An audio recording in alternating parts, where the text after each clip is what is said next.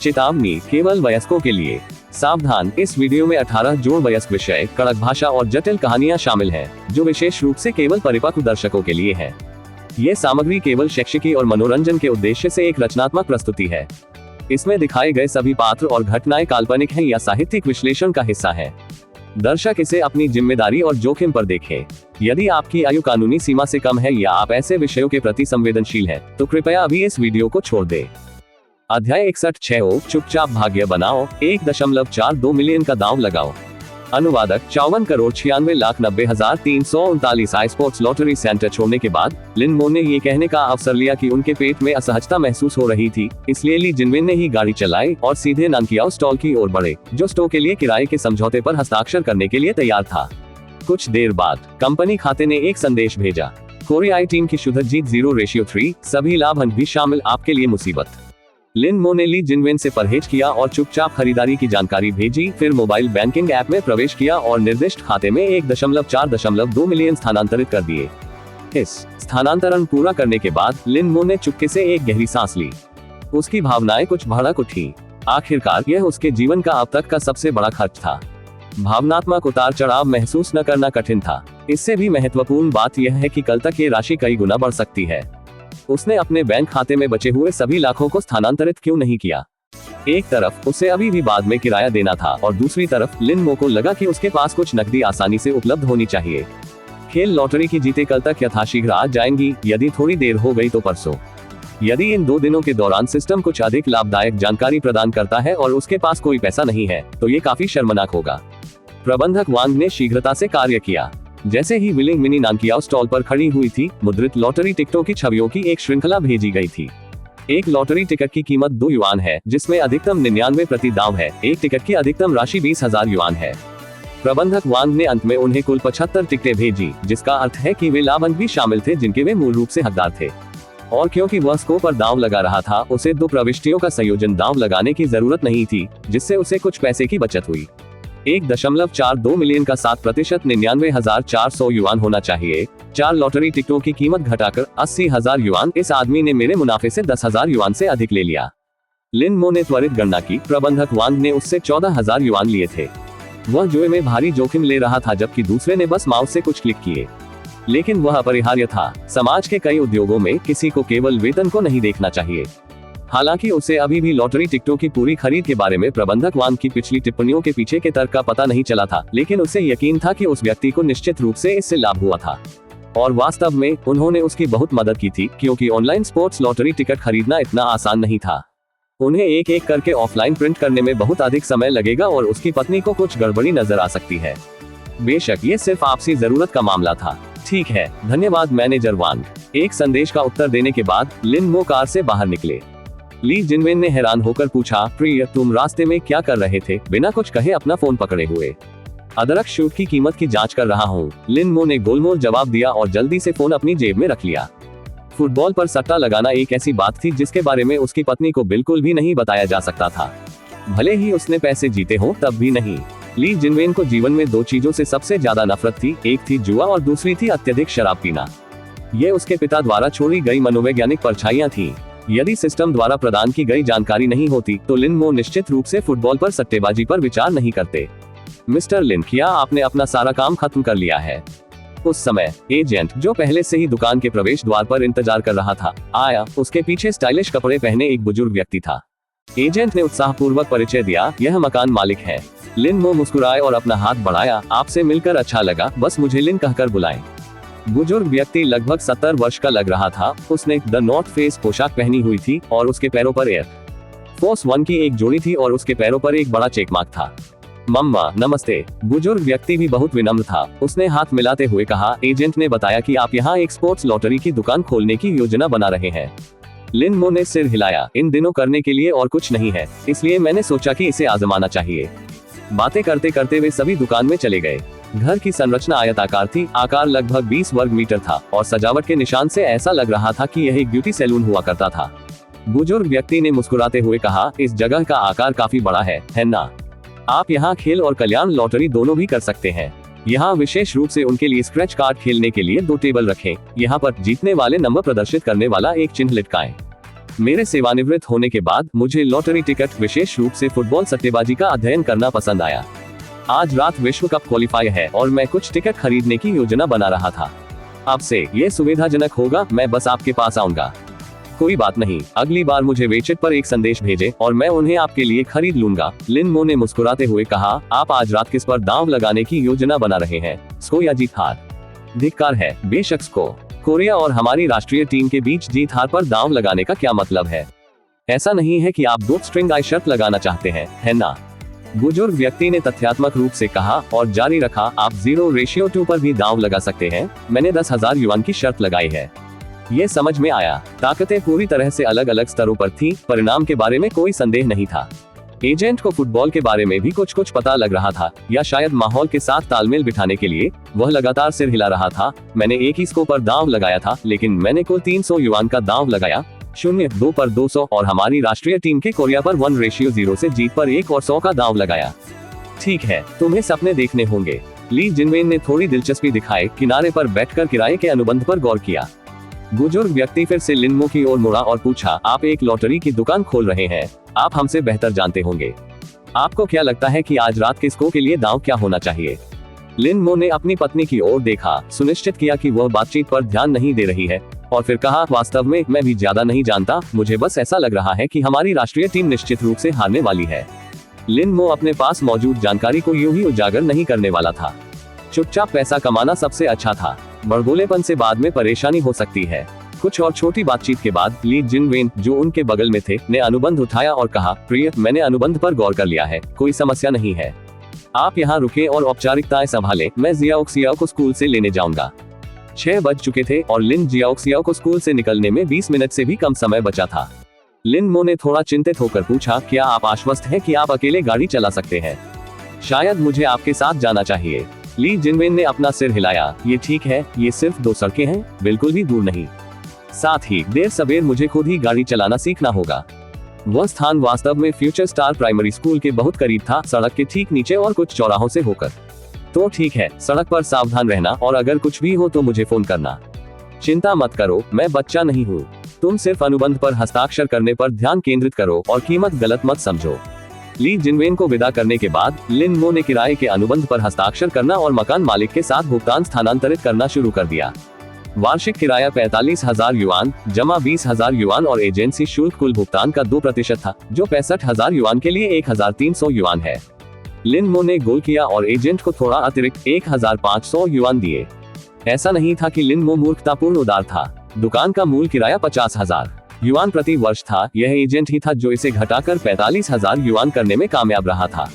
शायद इसलिए कि लिन मो भी पहले एक एजेंट रह चुके थे, उन्हें लगा कि युवक को थोड़ा और कमाने देना ठीक रहेगा।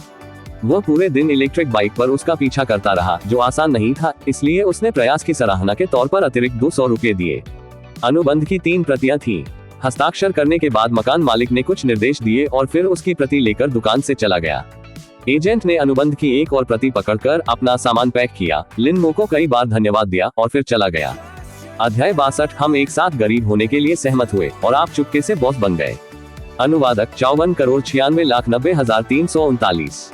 सभी के चले जाने के बाद लिन मो ने अपना फोन निकाला और उस लॉटरी की दुकान के मालिक का वीचेट ढूंढा, जहां वह अक्सर जाता था, फिर नंबर डायल किया। Beep beep beep. कॉल का तुरंत उत्तर दिया गया। नमस्ते। दुकान का मालिक लगभग 40 वर्ष का एक अधेड़ उम्र का व्यक्ति था, जिसका उपनाम जू था, लेकिन उसका पूरा नाम अज्ञात था। लिन मो ने मुस्कुराते हुए कहा, जू, क्या आप बाद में मेरे लिए दांव लगा सकते हैं? ये 5,000 युआन है। आज रात के विश्व कप क्वालिफायर में हमारी हुआक्सिया टीम हारने वाली है। वाह, आप इस बार बड़ा खेल रहे हैं, लेकिन यह एक निश्चित शर्त है। पैसे ट्रांसफर करें और मैं बाद में आपके लिए शर्त लगाऊंगा। लिन मो ने फोन नहीं रखा और अस्थायी रूप से पूछा, वैसे जू, मैंने आज कुछ सुना। कोई मूल कीमत पर लॉटरी टिकट खरीद रहा है। इससे क्या मतलब है? उसका इरादा दूसरे पक्ष से उसके लिए दांव लगाने के लिए कहने का नहीं था। 5,000 युआन उनके तालमेल को बेहतर बनाने का एक तरीका था। लिन मो वास्तव में जानना चाहता था कि मूल कीमत पर लॉटरी टिकट खरीदने का सौदा क्या था। एक लॉटरी दुकान के मालिक के रूप में, जो कई वर्षों से व्यवसाय में था, जो शायद स्थिति को जानता होगा। इसमें कुछ भी नया नहीं है। यदि आप वास्तव में जीतते हैं तो मैं इसे पूरी कीमत पर भी खरीद सकता हूँ, दुकान के मालिक ने लापरवाही से कहा। बिल्कुल भी आश्चर्यचकित नहीं, कुछ लोगों के पैसे को साफ करने की जरूरत है, इसलिए आप जानते हैं। लिन मो ने हंसते हुए कहा, हाँ, अगर मैं जीत गया तो मैं इसे तुम्हें बेच दूंगा। मुझे अब फोन बंद करना होगा, मैं अभी भी व्यस्त हूँ। Beep beep beep. कॉल खत्म होने के बाद लिन मो को कमोबेश इसके पीछे का तर्क समझ आ गया था। झूठ को पहले से ही संदेह था। अक्सर अंदरूनी लोगों के लिए जो सामान्य ज्ञान होता है वह बाहरी लोगों के लिए पूरी तरह से दुर्गम होता है। कुछ बड़े बॉस उपहार देते हैं और सीधे नकद देना निश्चित रूप से सुविधाजनक नहीं है, लेकिन एक विजेता लॉटरी टिकट देना ये ठीक होना चाहिए, है ना? बेशक कुछ गहरी योजनाएं हो सकती हैं जिन्हें लिन मो नहीं समझ पाए। अभी के लिए लिन मो समझना नहीं चाहता था प्रबंधक वांग को मूल कीमत पर टिकट बेचना है या नहीं। लिन मो को अभी भी इस पर विचार करना था। आखिरकार ये स्पष्ट रूप से एक अनुचित अभ्यास था। थोड़ी देर इंतजार करने के बाद वुलिंग मिनी स्टो के सामने रुक गई। लिन मो उनका स्वागत करने के लिए बाहर निकले और यात्री दरवाजा खोला, जहां से लिन जियाओक्सियाओ तेजी से बाहर निकल गए। पिताजी, क्या हम अब से यही रहेंगे? लिन मो ने धीरे से उसे उठाया और मुस्कुराते हुए कहा, अगर तुम चाहो तो हम भी यहाँ रह सकते हैं। आखिरकार वे बस किराए पर रह रहे थे, इसलिए इससे कोई फर्क नहीं पड़ता कि उन्होंने कहाँ किराए पर लिया। और अगर वे यहाँ रहते, भले ही लिन जियाओक्सियाओ को सुबह 7 बजे उठना पड़ता, तो यह कोई बड़ी बात नहीं होती। ली जिनवेन ने भी कहा, क्या मुझे कल यही घर ढूंढना चाहिए? हालांकि किराया काफी महंगा हो सकता है। एक घर की तलाश करें। लिन मो ने खुद से हंसते हुए कहा, आपके पति 10 मिलियन से अधिक कमाने वाले हैं, घर किराए पर क्यों ले? कोई जल्दी नहीं, चलो थोड़ा और इंतजार करें। इन अगले कुछ दिनों में चीजें खत्म कर लें। लिन मो ने चिढ़ाते हुए कहा, कौन जानता है, तब तक हमें किराए पर लेने की जरूरत नहीं होगी, हम सीधे एक जगह खरीद सकते हैं। ये कैसे संभव हो सकता है, जब तक कि हम प्रथम पुरस्कार न जीते? ली जिनवेन ने भी इसे गंभीरता से न लेते हुए हंसते हुए कहा। परिवार बातें करते और हंसते हुए दुकान में दाखिल हुआ। ली जिनवेन ने अपना फोन निकाला, एक जगह की ओर इशारा किया और कहा, पति, यहाँ जियाओक्सियाओ को पकड़कर खड़े हो जाओ। क्या चल रहा है? लिन मो ने अपनी बेटी को पकड़कर उस क्षेत्र में खड़े होकर पूछा जो उसकी पत्नी ने निर्धारित किया था। आइए स्मरणोत्सव के लिए एक फोटो लें, ये हमारा पहला स्टोर है। सही कोण ढूंढने के बाद ली जिनवेन ने उन तीनों को लक्ष्य करके शटर बटन दबाया। क्लिक करें। उनकी आंखों के सामने एक गर्म तस्वीर उभर आई। इसके बाद ली जिनवेन ने लिन मो से अपनी कई तस्वीरें ली। कुछ ने दरवाजे से देखा, कुछ ने लिन जियाओक्सियाओ को पकड़ लिया और कुछ ने बिजनेस लाइसेंस के साथ पोज दिया। ये स्पष्ट था कि वह शायद उस शाम सोशल मीडिया पर पोस्ट करना चाहती थी। दिखावा करने के लिए नहीं, बल्कि मुख्य रूप से अपने परिवार को ये बताने के लिए कि उसने जो पति चुना वह बिल्कुल भी बुरा नहीं था। खासकर जब से उसके माता पिता रक्षासा शहर आने वाले थे, ली जिनवेन अपने पति के बारे में अपनी राय और भी बदलना चाहती थी। तस्वीरें लेने के बाद लिन मो ने उस ओर इशारा किया जहां ली जिनवेन के पास बिजनेस लाइसेंस था और कहा, पत्नी, मुझे ये फोटो भेजो, मुझे इसकी जरूरत है। आप इससे क्या करने वाले हैं? ली जिनवेन ने हैरान होकर पूछा। तुम्हें पोज देने का मौका मिलता है, लेकिन मुझे थोड़ा भी दिखावा करने का मौका नहीं मिलता। लिन मो ने अपनी पत्नी का फोन लिया और वीचैट के माध्यम से खुद को फोटो भेजा, फिर तुरंत इसे क्लास ग्रुप चैट में भेज दिया। साथ ही सहपाठियों, नया स्टोर खुला है। यदि आप कभी लॉटरी टिकट खरीदना चाहते हैं तो मेरे पास आए, कौन जानता है, अगला करोड़पति आप हो सकते हैं। जैसे ही संदेश भेजा गया, समूह चैट तुरंत जीवंत हो गई। अरे क्या तुम गंभीर हो? आपने वास्तव में 10 मिलियन की लॉटरी जीती। आपने एक स्टोर खोला। हम एक साथ गरीब होने के लिए सहमत हुए, लेकिन आप मेरी पीठ पीछे चुपके से बॉस बन गए। बीएस, ठीक है। ली जिनवेन अभी भी बहुत सुंदर दिखती है। क्लोजिंग स्क्वायर ब्रैकेट उद्धरण चिन्ह। हे, आप इसे और अधिक विश्वसनीय बना रहे हैं, इसलिए आपकी और झांक की एनिमेशन कंपनी के एक दिन सार्वजनिक होने की प्रतीक्षा है। सिर्फ एक लॉटरी की दुकान की कीमत कुछ रुपए होती है। अगर मेरे पास 10 मिलियन होते तो मैं निश्चित रूप से ऐसा नहीं करता। ओह, तो जब आपने पहले कहा था कि आपने लॉटरी जीती है तो ये सिर्फ हर किसी को आपसे टिकट खरीदने के लिए धोखा देने के लिए था। लिन, जब आपने किसी के व्यवसाय में निवेश के बारे में बात की तो आप लॉटरी टिकट में निवेश की बात नहीं कर रहे थे, है ना? हाँ, सच सामने आ गया। समूह में सभी प्रकार की टिप्पणियां थी, लेकिन झांग हुआ व्यस्त लग रहा था और उसने समूह चैट में उत्तर नहीं दिया। ली जिनवेन ने भी लिन मो के फोन पर नजर डाली और ये देखने के बाद कि यह क्लास ग्रुप चैट थी, अवाक होकर बोली, पति, क्या आप बचकाने नहीं है? आप उस तरह के समूह को छोड़ सकते हैं। मैं इसे कुछ दिनों में छोड़ दूंगा। लिन मो ने चिढ़ाने वाली मुस्कान के साथ उत्तर दिया, फिर विषय बदल दिया और पूछा, आज रात हम क्या खाएंगे? मुझे लगता है कि हमें ठीक से जश्न मनाने की जरूरत है। मेरे हिसाब से कुछ भी ठीक है, यह इस पर निर्भर करता है कि आप और जियाओक्सियाओ क्या खाना चाहते हैं। ली जिनवेन ने एक पल के लिए सोचा और फिर कहा, ठीक है पति, हमें स्टोर के नवीनीकरण के बारे में क्या करना चाहिए? क्या सभी मौजूदा सजावट को तोड़ देना चाहिए? क्या तुम भूल गए कि मैं क्या करता था? मैं बाद में बॉस को फोन करूंगा और उनसे कहूंगा कि कल इसे हटाने में हमारी मदद करने के लिए कुछ लोगों को बुलाएं। लिन मो ने अपनी बेटी की ओर देखते हुए पूछा, जियाओक्सियाओ, तुम आज रात क्या खाना चाहती हो? लिन जियाओक्सियाओ ने निर्णायक रूप से उत्तर दिया, मुझे बारबेक्यू चाहिए। छोटे बच्चे के लिए कौन सा बारबेक्यू? यह आपके स्वास्थ्य के लिए अच्छा नहीं है। ली जिनवेन इस विचार को लेकर बहुत उत्सुक नहीं थे। चलो आज हमारी बेटी जो चाहती है उसके साथ चलते हैं। हमने लंबे समय से बारबेक्यू नहीं किया है। लिन मो ने अपनी बेटी को गोद में लेते हुए और अपनी पत्नी को बाहर ले जाते हुए कहा, मैं एक बारबेक्यू जगह जानता हूँ जो बहुत अच्छी है। मैं आप लोगों को वहां ले जाना चाहता हूँ। जब लिन मो और उनका परिवार बारबेक्यू स्टॉल पर पहुंचे तब तक शाम के 7 बज चुके थे। मौसम ठंडा हो गया था, लेकिन बारबेक्यू खाने वालों की कमी नहीं थी। अधिक दिलचस्प बात यह थी कि बारबेक्यू स्टॉल के ठीक सामने एक विशाल प्रोजेक्शन टीवी था, जो हुआक्सिया टीम बनाम कोरे कंट्री टीम गेम का सीधा प्रसारण कर रहा था। खेल अभी शुरू नहीं हुआ था, इसमें अभी भी दर्शकों और खिलाड़ियों के जोश में आने के दृश्य दिखाई दे रहे थे। साइट पर प्रशंसकों की भी भीड़ थी। उनमें से अधिकांश ने हुआक्सिया टीम की जर्सी पहनी हुई थी, जिससे लाल रंग का समुद्र बन रहा था। एकमात्र नकारात्मक पक्ष, इस विशाल लाल सागर के बीच कुछ लोग सफेद जर्सी पहने हुए थे, जिसके सामने आया लिखा था और पीछे सोन नाम लिखा था, जिसके नीचे एक बड़ा अंक 7 था। कोरे देश के खिलाड़ी सोन ह्यूंग मिन का पूरा नाम सोन है। हमारे देश के खेल में प्रतिद्वंद्वी की शर्ट पहनना। ली जिनवेन ने उन सफेद जर्सियों को देखकर भौहें चढ़ा ली। लिन मो को ये भी नहीं पता था कि सफेद जर्सी क्या दर्शाती है और उसने आश्चर्य से पूछा, क्या आप इसके बारे में जानते हैं? हम ये सब आपके ससुर का धन्यवाद है। ली जिनवेन ने अपनी भौहों को थोड़ा टेढ़ा करते हुए कहा, जब मैं छोटी थी तो उन्हें फुटबॉल खेल पर दांव लगाना पसंद था। कभी कभी उन्होंने हमारे घर पर खेल देखने के लिए सहकर्मियों के एक समूह को भी आमंत्रित किया था। फुटबॉल पसंद करने में कुछ भी गलत नहीं है, लेकिन हर बार जब वह नशे में होता और पैसे खो देता तो वह मेरी माँ से बहस करता और वे बहुत लड़ते थे। ओह ठीक है, मैं इसके बारे में भूल गया, लिन मो ने उत्तर दिया। वह नहीं चाहता था कि उसकी पत्नी अप्रिय यादों को याद रखे। लिन मो ने तुरंत पूछा, तो क्या हमें दूसरी जगह चले जाना चाहिए? क्यों स्विच करें? ली जिनवेन ने एक QR कोड स्कैन करके ऑर्डर देना शुरू किया और मुस्कुराते हुए कहा, ये सब अतीत की बात है। मेरे पिताजी ने बहुत पहले ही नौकरी छोड़ दी है और अब हालांकि वह कभी कभार थोड़ी बहुत खरीदारी करते हैं, लेकिन ये सिर्फ मनोरंजन के लिए होता है। और आज रात विश्व कप क्वालिफायर प्रतीत होता है, चाहे हम किसी भी स्थान पर जाएं, ये संभवतः वैसा ही है। तो ठीक है, चलो खेल का आनंद लें और सीखों को चबाएं। लिन मो की नजर प्रक्षेपित टीवी पर चली गई। हालांकि उसे रात के कार्यक्रम के बारे में पहले से ही पता था, फिर भी वह वास्तव में खेल देखने के लिए उत्सुक था। अध्याय 63, चीनी राष्ट्रीय टीम बनाम कोरियाई टीम। 10.35 मिलियन। मैं इतना उत्साहित हूँ कि मैं असंगत हूँ। अनुवादक 54,96,339। बारबेक्यू स्टॉल पर बहुत सारे लोग थे और जब विश्व कप क्वालिफायर शुरू हुआ तब तक लिन मो द्वारा ऑर्डर किया गया बारबेक्यू अभी तक परोसा नहीं गया था।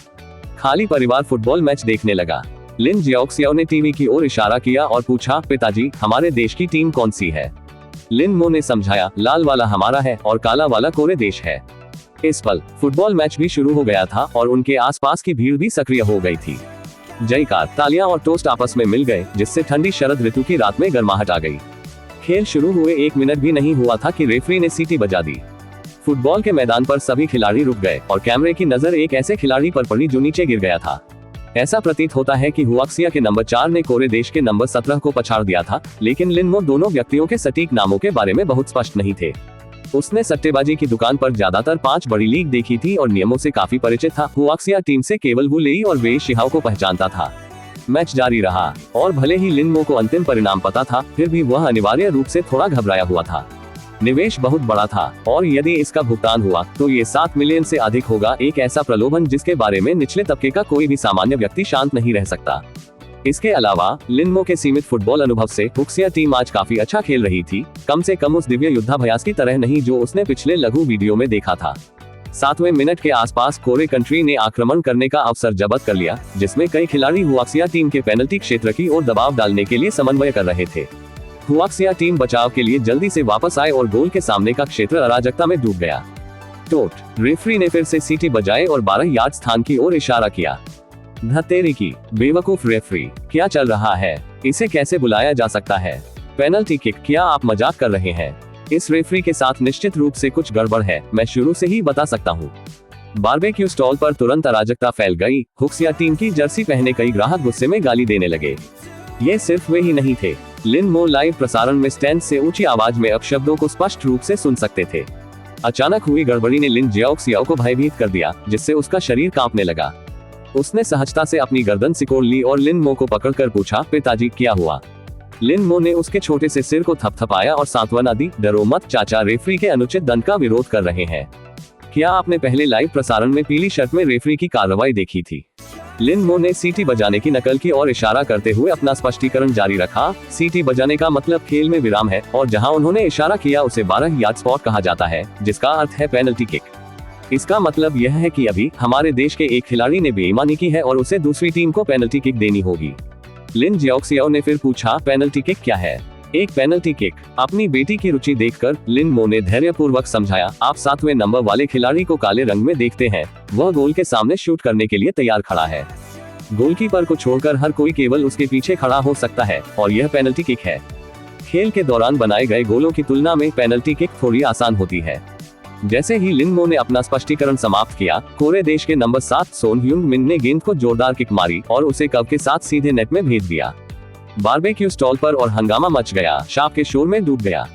जब शोर थोड़ा शांत हुआ तो लिन जियाओक्सियाओ ने सिर हिलाया जैसे कि वह समझ गई हो और खुद से बुदबुदाया, सोन नाम का ये लड़का काफी प्रभावशाली है। बेटा। लिन मो एक पल के लिए रुके और फिर पूछा, क्या बेटा? लिन जियाओक्सियाओ ने स्क्रीन पर नंबर 7 खिलाड़ी की ओर गर्व से इशारा किया और कहा, हमने स्कूल में उसकी पीठ पर अंग्रेजी शब्द सीखा। सोन का मतलब बेटा है। इससे पहले कि उनकी बेटी अपनी बात खत्म कर पाती, लिन मो ने तुरंत उसे चुप रहने का इशारा किया। उनकी मेज के ठीक बगल में कई महिलाएं हुक्सिया बोल रही थी। उन्होंने टोटेनहम की नंबर 7 सोन ह्यूंग मिन जर्सी पहनी हुई थी और यहाँ तक कि कोरे देश के झंडे भी पकड़े हुए थे।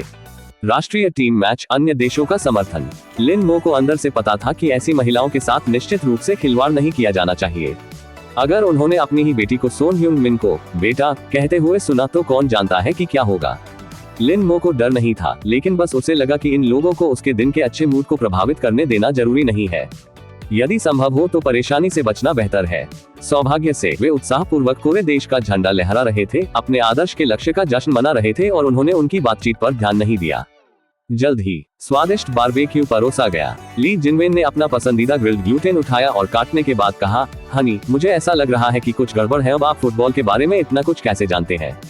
क्या तुमने पहले कभी खेल नहीं देखा? ओह, इसका जवाब वह क्या दे? शायद इसलिए कि उसकी अंतरात्मा दोषी थी। लिन मो को हमेशा थोड़ा अप्राकृतिक महसूस होता था। उसने ये कहने से पहले अपने मुंह में खाना निगलने का नाटक किया, मैं हाल ही में अपना ज्ञान प्राप्त कर रहा हूँ। आखिरकार हम एक खेल लॉटरी चलाते हैं और सबसे लोकप्रिय दांव फुटबॉल पर है। मैं इसके बारे में अनभिज्ञ नहीं हो सकता, है ना? अपने पति का स्पष्टीकरण सुनकर ली जिनवेन ने सिर हिलाया और कुछ नहीं कहा। उसे हमेशा लगता था कि उसका पति हाल ही में अजीब व्यवहार कर रहा है, न केवल मछली पकड़ने और फुटबॉल जैसे कुछ नए शौक विकसित कर रहा है, बल्कि उसकी किस्मत भी अविश्वसनीय रूप से अच्छी है। पिछले आधे महीने में उसने जो कुछ भी किया उससे पैसा कमाया, मानो दैवीय सहायता से। लेकिन भले ही ली जिनवेन बहुत होशियार थी, वह केवल उस विशेषज्ञ के बारे में सोच सकती थी जिसका लिन मो अक्सर उल्लेख करते थे और संभवतः किसी प्रणाली या अलौकिक इकाई के अस्तित्व की कल्पना नहीं कर सकती थी। परिवार ने बातचीत की, बारबेक्यू खाया और फुटबॉल मैच देखा। समय उड़ गया। कोरे कंट्री के नंबर 7 सोन ह्यूंग मिन के पेनल्टी स्कोर के बाद पहले हाफ के 44वें मिनट में कोरे कंट्री कॉर्नर किक पर सोन ह्यूंग मिन ने हेडर से गोल किया, जिससे उनकी संख्या दोगुनी हो गई। साइट पर मौजूद प्रशंसकों ने और भी जमकर कोसा। हालांकि लिन मो ने पहले लघु वीडियो के टिप्पणी अनुभाग में जो देखा था उसके विपरीत साइट पर हुक्सिया खिलाड़ियों के लिए वस्तुतः कोई अपमान नहीं था, सारा गुस्सा रेफरी पर केंद्रित था। अपने सीमित फुटबॉल अनुभव के बावजूद लिन मो बता सकते थे कि रेफरी के निर्णय कुछ हद तक समस्याग्रस्त प्रतीत होते थे। कोरे कंट्री में कई संदिग्ध नाटकों को नहीं बुलाया गया, जबकि हुक्सिया टीम को अक्सर धमकी भरे हमले के दौरान ही रोक दिया गया था। दूसरे हाफ के 86वें मिनट तक कोरे कंट्री के नंबर 7 सोन ह्यूंग मिन ने फ्री किक से एक क्रॉस दिया और टीम के एक साथी के हेडर ने एक बार फिर नेट तोड़ दिया। आखिरकार स्कोर 0-3 पर खत्म हुआ। यहाँ तक कि लिन मो को भी यह स्वीकार करना पड़ा कि कोरे कंट्री का बेटा वास्तव में एशिया में सबसे मूल्यवान सितारा था और उसके पास वास्तव में कुछ कौशल थे। बारबेक्यू रेस्तरां ने कई ग्राहकों को खो दिया था और मैदान फटे हुए स्पोर्ट्स लॉटरी टिकटों से अटा पड़ा था। स्पष्ट रूप से अधिकांश लोगों ने सही ढंग से दांव नहीं लगाया था और अब खाने के लिए बहुत गुस्से में थे। ली जिनवेन और लिन जियाओक्सियाओ शुरू में जाना चाहते थे, लेकिन लिन मो ने थोड़ा और रुकने पर जोर दिया क्योंकि उनके पास खाने के लिए पर्याप्त नहीं था। 4 मिनट के अतिरिक्त समय के बाद रेफरी ने अंतिम सीटी बजाई और स्कोर 0-3 पर रहा। स्कोर को अंतिम रूप देते देख लिन मो के शिष्य अनजाने में तेजी से सिकुड़ गए। मतलब 20,000 प्रत्येक के 75 टिकट 6.9 के अंतर से गुणा करने पर 1035 मिलियन की कुल आय हुई और लागत में कटौती के बाद 8.6 मिलियन का लाभ हुआ। सिर्फ आधे महीने में लिन मो की कुल बचत 200,000 से कम से बढ़कर 10 करोड़ की शुद्ध संपत्ति तक पहुंच गई। उत्साह, रोमांच, अनियंत्रित खुशी, यहाँ तक कि उसके शरीर की मांसपेशियां भी बिना रुके थोड़ी थोड़ी कांप रही थी। ली जिनवेन ने लिन मो के असामान्य व्यवहार को देखा और गुस्से से पूछा, प्रिय तुम्हें क्या हुआ है? नहीं नहीं, कुछ नहीं। लिन मो ने शांत होने का दिखावा करने की कोशिश की, लेकिन ऐसा करने में पूरी तरह से असफल हो गया और जल्दी से कहा, हवा चल रही है, बहुत ठंड है, चलो जल्दी करें और चले। ये वास्तव में थोड़ा ठंडा है। पिताजी, यहाँ ज़ियाक्सियाओ को गले लगाने दो। फट ज़ियाक्सियाओ, यहाँ आओ, पिताजी को तुम्हें गले लगाने दो। अध्याय 64, secure offshore fund management company limited update 1। अनुवादक 54,96,339। शाम। लिन मो ड्राइविंग के प्रभारी थे। उन्होंने कार के लिए चार्जिंग पाइल ढूंढने के लिए बाहर निकलने से पहले अपनी पत्नी और बेटी को घर पर छोड़ा। इलेक्ट्रिक कारों का नकारात्मक पक्ष यह है कि उन्हें चार्ज करने के लिए एक निश्चित स्थान की आवश्यकता होती है। लिन मो ने शुरू में चार्जिंग पाइल स्थापित करने के लिए आवासीय समुदाय में एक पार्किंग स्थान किराए पर लेने की योजना बनाई थी, लेकिन योजनाएं कभी भी बदलाव के साथ नहीं चलती। अब लाखों लोगों के साथ उसने सोचा कि वह इस समुदाय में अधिक समय तक नहीं रहेगा। शायद उसे इन मामलों में परेशान होने या पैसे बर्बाद करने की जरूरत नहीं थी। कई स्थानों पर गाड़ी चलाने के बाद उन्होंने पाया कि आसपास के सभी चार्जिंग पॉइंट्स या तो भरे हुए थे या, जैसा कि ऐप पर दिखाया गया है, उपलब्ध थे, लेकिन जब वे वहां पहुंचे तो वे खराब थे। घर से लगभग 5 किलोमीटर दूर लिन मो को अंततः एक स्टेशन पर उपलब्ध चार्जिंग पोर्ट मिल गया। इलेक्ट्रिक कार चार्ज करने के बाद लिन मो ने घर वापस कैब बुलाने के लिए अनिच्छा से अपना सेल फोन निकाला। कितना अधिक कष्टप्रद है। जैसे ही उसने वीचैट खोला, लिन मो ने देखा कि उसे कई अपठित संदेश प्राप्त हुए थे। एक लॉटरी की दुकान पर जू से था, जिसने उसे सूचित किया कि उसने एक पुरस्कार जीता है और उससे कहा कि जब उसके पास समय हो तो वह इसे ले ले या सीधे पुरस्कार राशि उसे हस्तांतरित कर दे।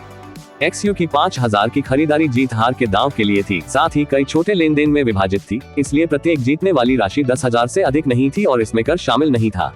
यह एक चतुर चाल थी। बस इसे मेरे पास स्थानांतरित कर दो, परेशानी के लिए धन्यवाद जू। लिन मो ने तुरंत एक संदेश के साथ उत्तर दिया और जल्द ही एक स्थानांतरण प्राप्त कर लिया।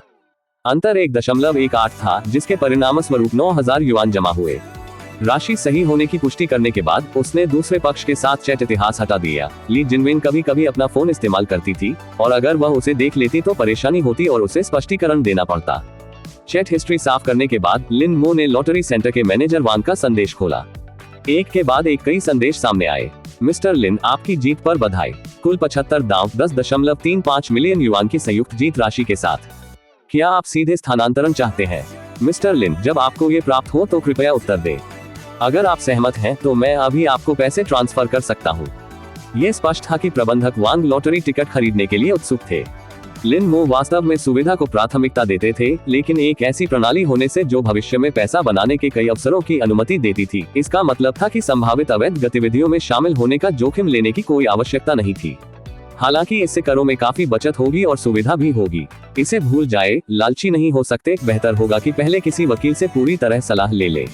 और उसने वैसा ही किया। लिन मो ने एक मैप ऐप खोला, आसपास की कानूनी फर्मों की खोज की और एक पते के विवरण पृष्ठ पर एक संपर्क नंबर पाया। Beep beep beep. देर रात को भी कॉल का तुरंत उत्तर दिया गया। लिन मो ने विनम्रता से पूछा, वकील झांग, क्या आपके लिए अभी परामर्श स्वीकार करना सुविधाजनक है?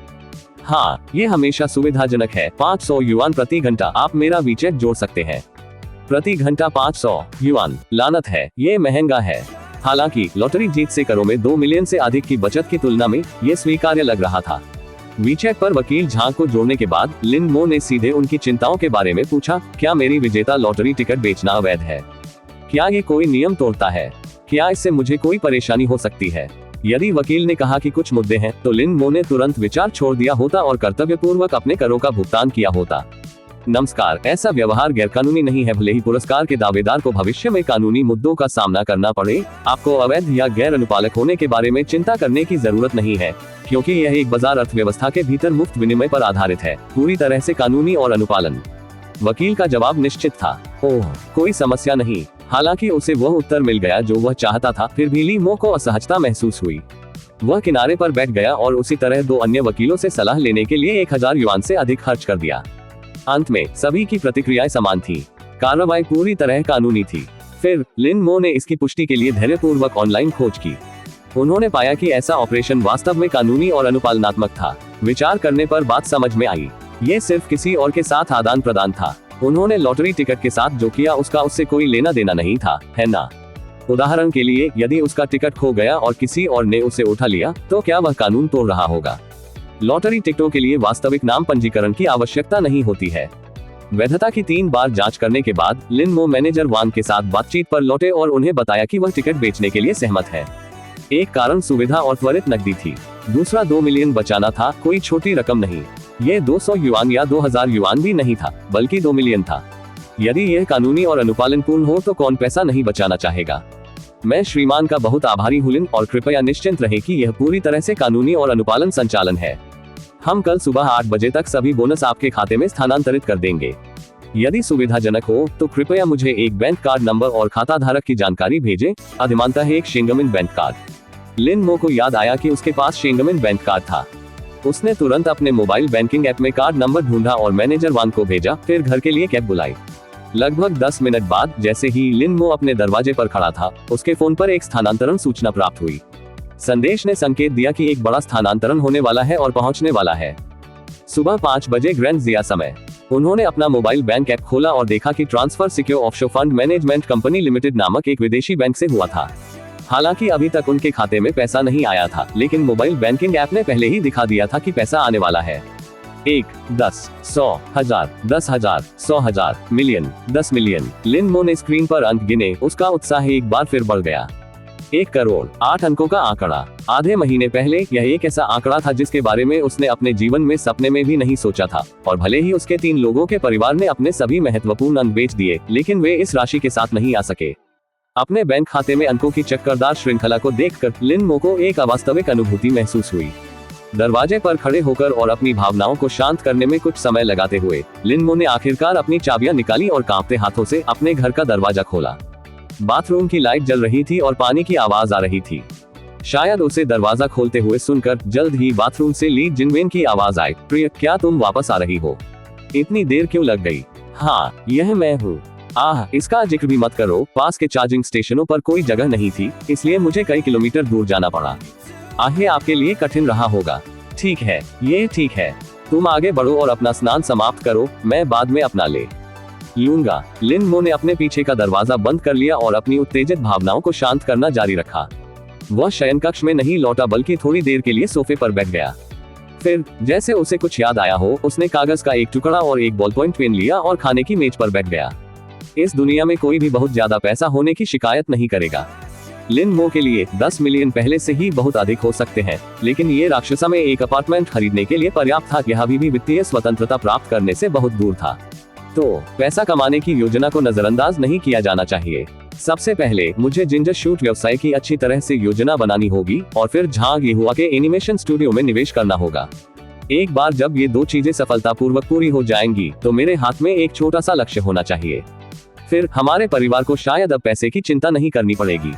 जहां तक भविष्य की बुद्धिमत्ता की बात है, मुझे पैसा कमाना जारी रखना होगा, लेकिन मुझे अन्य पहलुओं पर भी ध्यान देना होगा। उन्हें अपने तुरुप के पत्ते के रूप में इकट्ठा करना होगा, भले ही मैं उनका कभी उपयोग नहीं करूंगा। वो कहावत अभी भी कायम है, इस दुनिया में पैसा न होना असंभव है, लेकिन पैसा निश्चित रूप से सर्वशक्तिमान नहीं है। ओह ठीक है, मुझे भी एक सूचना मिली कि चेन शानहे 3 दिनों में मछली पकड़ने के लिए पार्क में जा रहे हैं, जो परसों होना चाहिए। मुझे इसे जांचने के लिए समय निकालना होगा, यहाँ तक कि सिर्फ दूर से देखने से भी काम चल जाएगा। हालांकि मैं कुछ शाही कार्यालय स्थानों पर कुछ अधिकारियों से मिल सकता हूँ, लेकिन चेन शानहे जैसे महत्वपूर्ण व्यक्ति से मिलने की संभावना बेहद कम है। कुछ देर तक ध्यान से विचार करने के बाद लिन मो ने थोक बाजार में जिंजर शूट थोक विक्रेताओं को खोजने के लिए अपने फोन का उपयोग करना शुरू कर दिया। थोड़ी देर बाद उसे एक भी नहीं मिला। कोई विकल्प नहीं है, क्योंकि उपभोग की जाने वाली अधिकांश अदरक की टहनियां मूल रूप से जिजुओ और चुवानियों से थी और उनका उत्पादन उतना अधिक नहीं था। और निश्चित रूप से क्योंकि प्याज, अदरक और लहसुन जैसी सब्जियां सीमित कुल मात्रा के साथ विशिष्ट क्षेत्रों से आती हैं, वे अक्सर गुप्त उद्देश्यों वाले लोगों द्वारा बाजार में हेरफेर और जमाखोरी का विषय होती है। ऐसा लगता है कि अगर मुझे अदरक के अंकुरों का स्रोत ढूंढना है तो मुझे स्वयं बाजार का दौरा करना होगा। यार, मुझे कल जल्दी उठना होगा। सब्जियों की थोक बिक्री का समय आमतौर पर सुबह 2-5 बजे के बीच होता है। इस समय के दौरान अन्य स्थानों से थोक विक्रेता अपना माल थोक बाजार में लाते हैं, जहां दूसरे स्तर के डीलर स्टॉक खरीदते हैं या चुनते हैं कि क्या खरीदना है। सुबह 5 बजे के बाद विभिन्न व्यापारियों और व्यक्तिगत खरीदारों को थोक बिक्री करने से पहले सुबह 6 बजे इन व्यापारियों और व्यक्तियों को सब्जी मंडियों में या आवासीय क्षेत्रों के पास सड़क के ठेलों पर बेचने के लिए अपनी सब्जियां मिलती हैं। स्रोत पर एकाधिकार रखने वाले बड़े थोक विक्रेताओं की गिनती न करें। जब तक सब्जियां आम लोगों तक पहुंचती हैं, तब तक वे कम से कम 4 या 5 बिचौलियों से गुजर चुके होते हैं, जिनमें से प्रत्येक एक मार्कअप जोड़ता है। इसके अलावा क्योंकि सब्जियां अन्य वस्तुओं से भिन्न होती हैं, विशेष रूप से पत्तेदार सब्जियां जिन्हें बेचने के लिए ताज़ा होना चाहिए, इनमें से किसी भी मध्य प्रक्रिया को छोड़ा नहीं जा सकता है। बेशक वहाँ अपवाद है। उत्कृष्ट बिक्री क्षमता वाली शानदार दिखने वाली सब्जियां थोक बाजार में नहीं आती हैं, बल्कि उन्हें सीधे क्रमबद्ध किया जाता है और बड़े सुपरमार्केट और कुछ आधुनिक सब्जी बेचने वाले ऐप्स को भेजा जाता है। उनके खरीद चैनल अधिक प्रत्यक्ष हैं, कुछ सीधे उनके अपने खेती केंद्रों से भी आते हैं।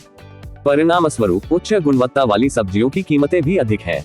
जब अदरक के अंकुरों की बात आती है, तो बाजार को मोटे तौर पर 3 लियांगों से ऊपर और 6 लियांगों से ऊपर वाले में विभाजित किया जा सकता है।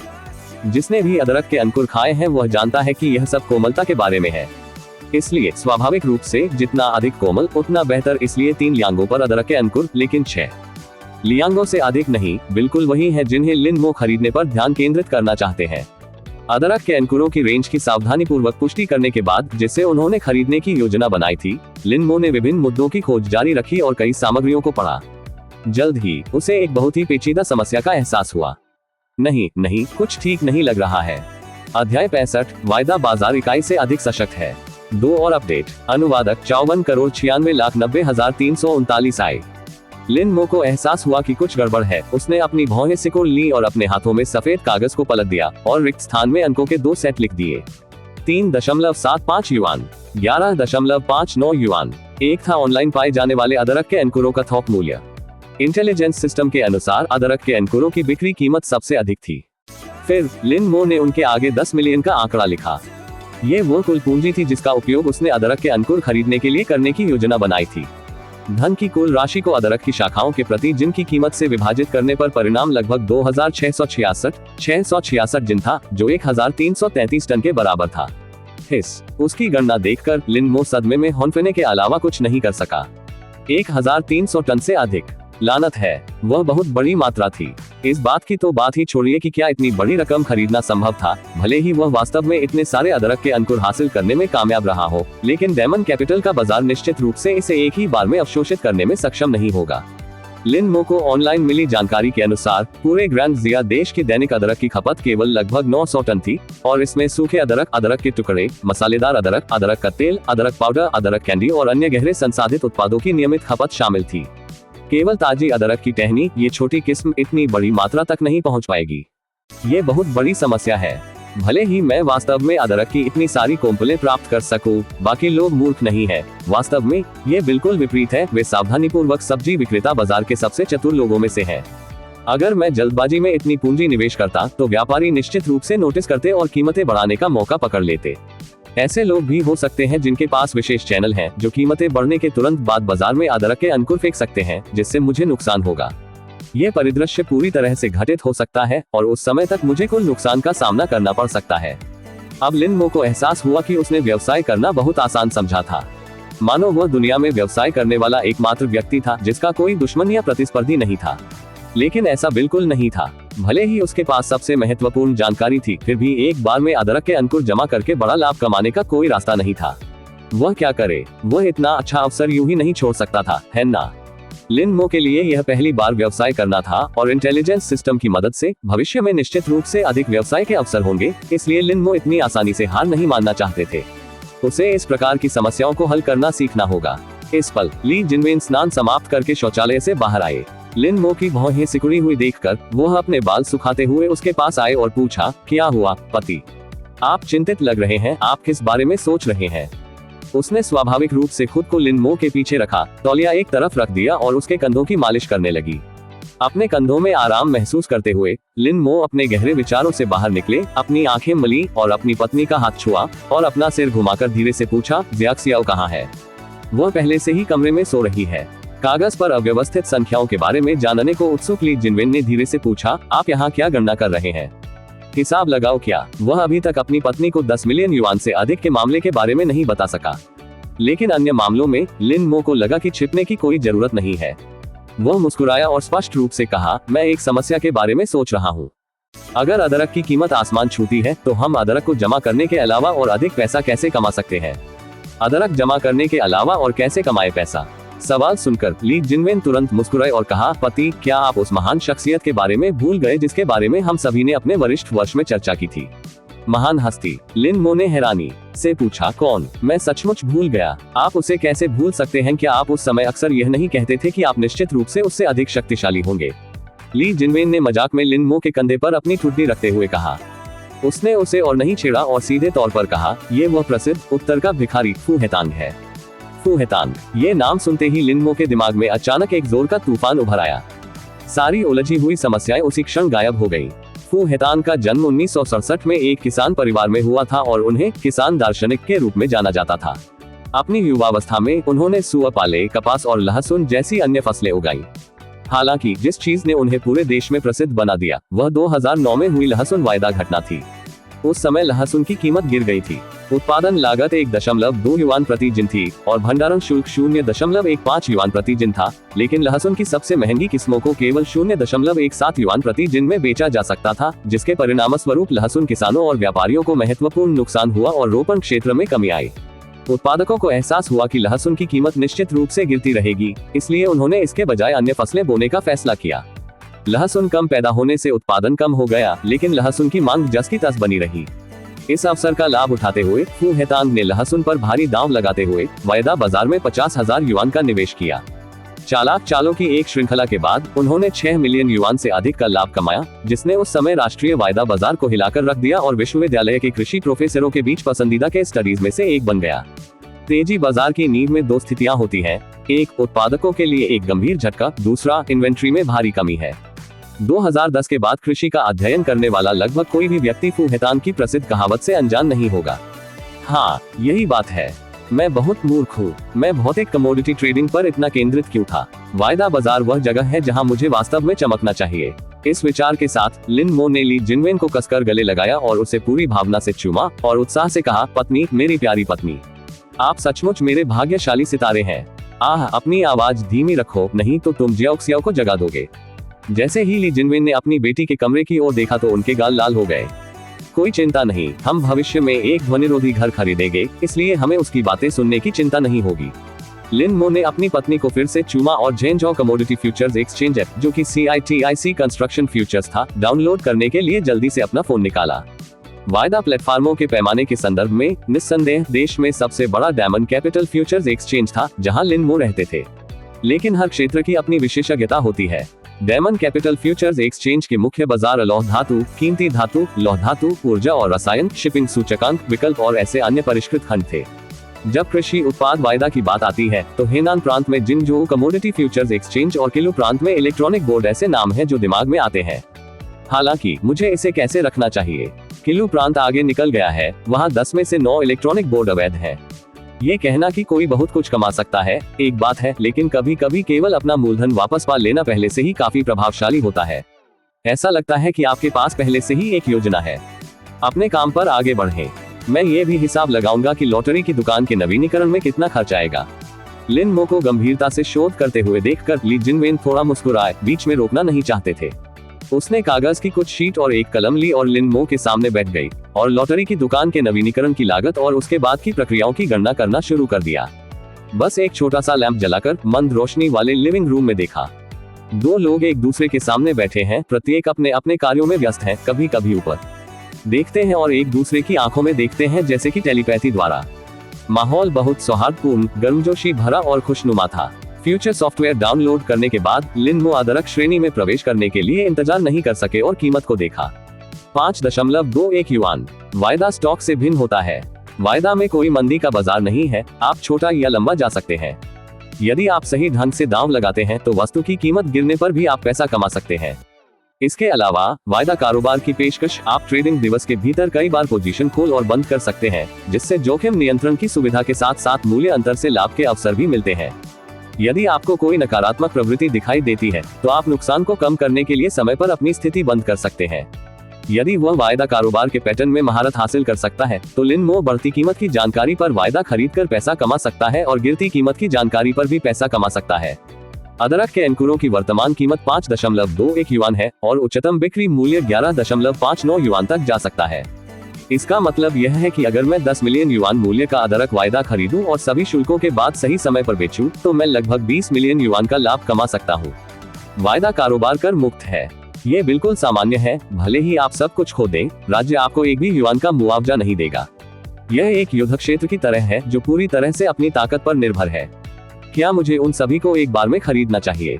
कुछ विचार के बाद लिन मो ने अदरक वायदा में लगभग 8 मिलियन युआन का निवेश करने और शेष 2 मिलियन का उपयोग थोक बाजार में अदरक के अंकुर खरीदने के लिए करने का फैसला किया।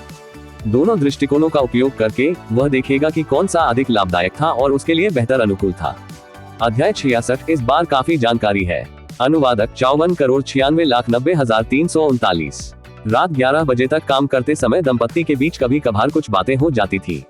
इससे पहले कि वे अंततः एक साथ शयन कक्ष में प्रवेश करते और बिस्तर पर लेट जाते। प्रिय, मैंने नवीनीकरण की लागत की गणना की है और ये लगभग 40,000 युआन होनी चाहिए। हमें इसे बहुत अधिक आकर्षक बनाने की आवश्यकता नहीं है। इसके अतिरिक्त उपकरण जमा और उस सब के साथ स्टोव को चालू करने और चलाने के लिए अधिक से अधिक 100,000 युआन का निवेश पर्याप्त होना चाहिए, ज़ियाओक्सियाओ ने कहा। ली जिनवेन ने अपनी नोटबुक में नोट्स की पंक्तियों की ओर इशारा किया और लिन मो को अपने निष्कर्ष बताए। फिर पूछा, आप कैसे हैं प्रिय?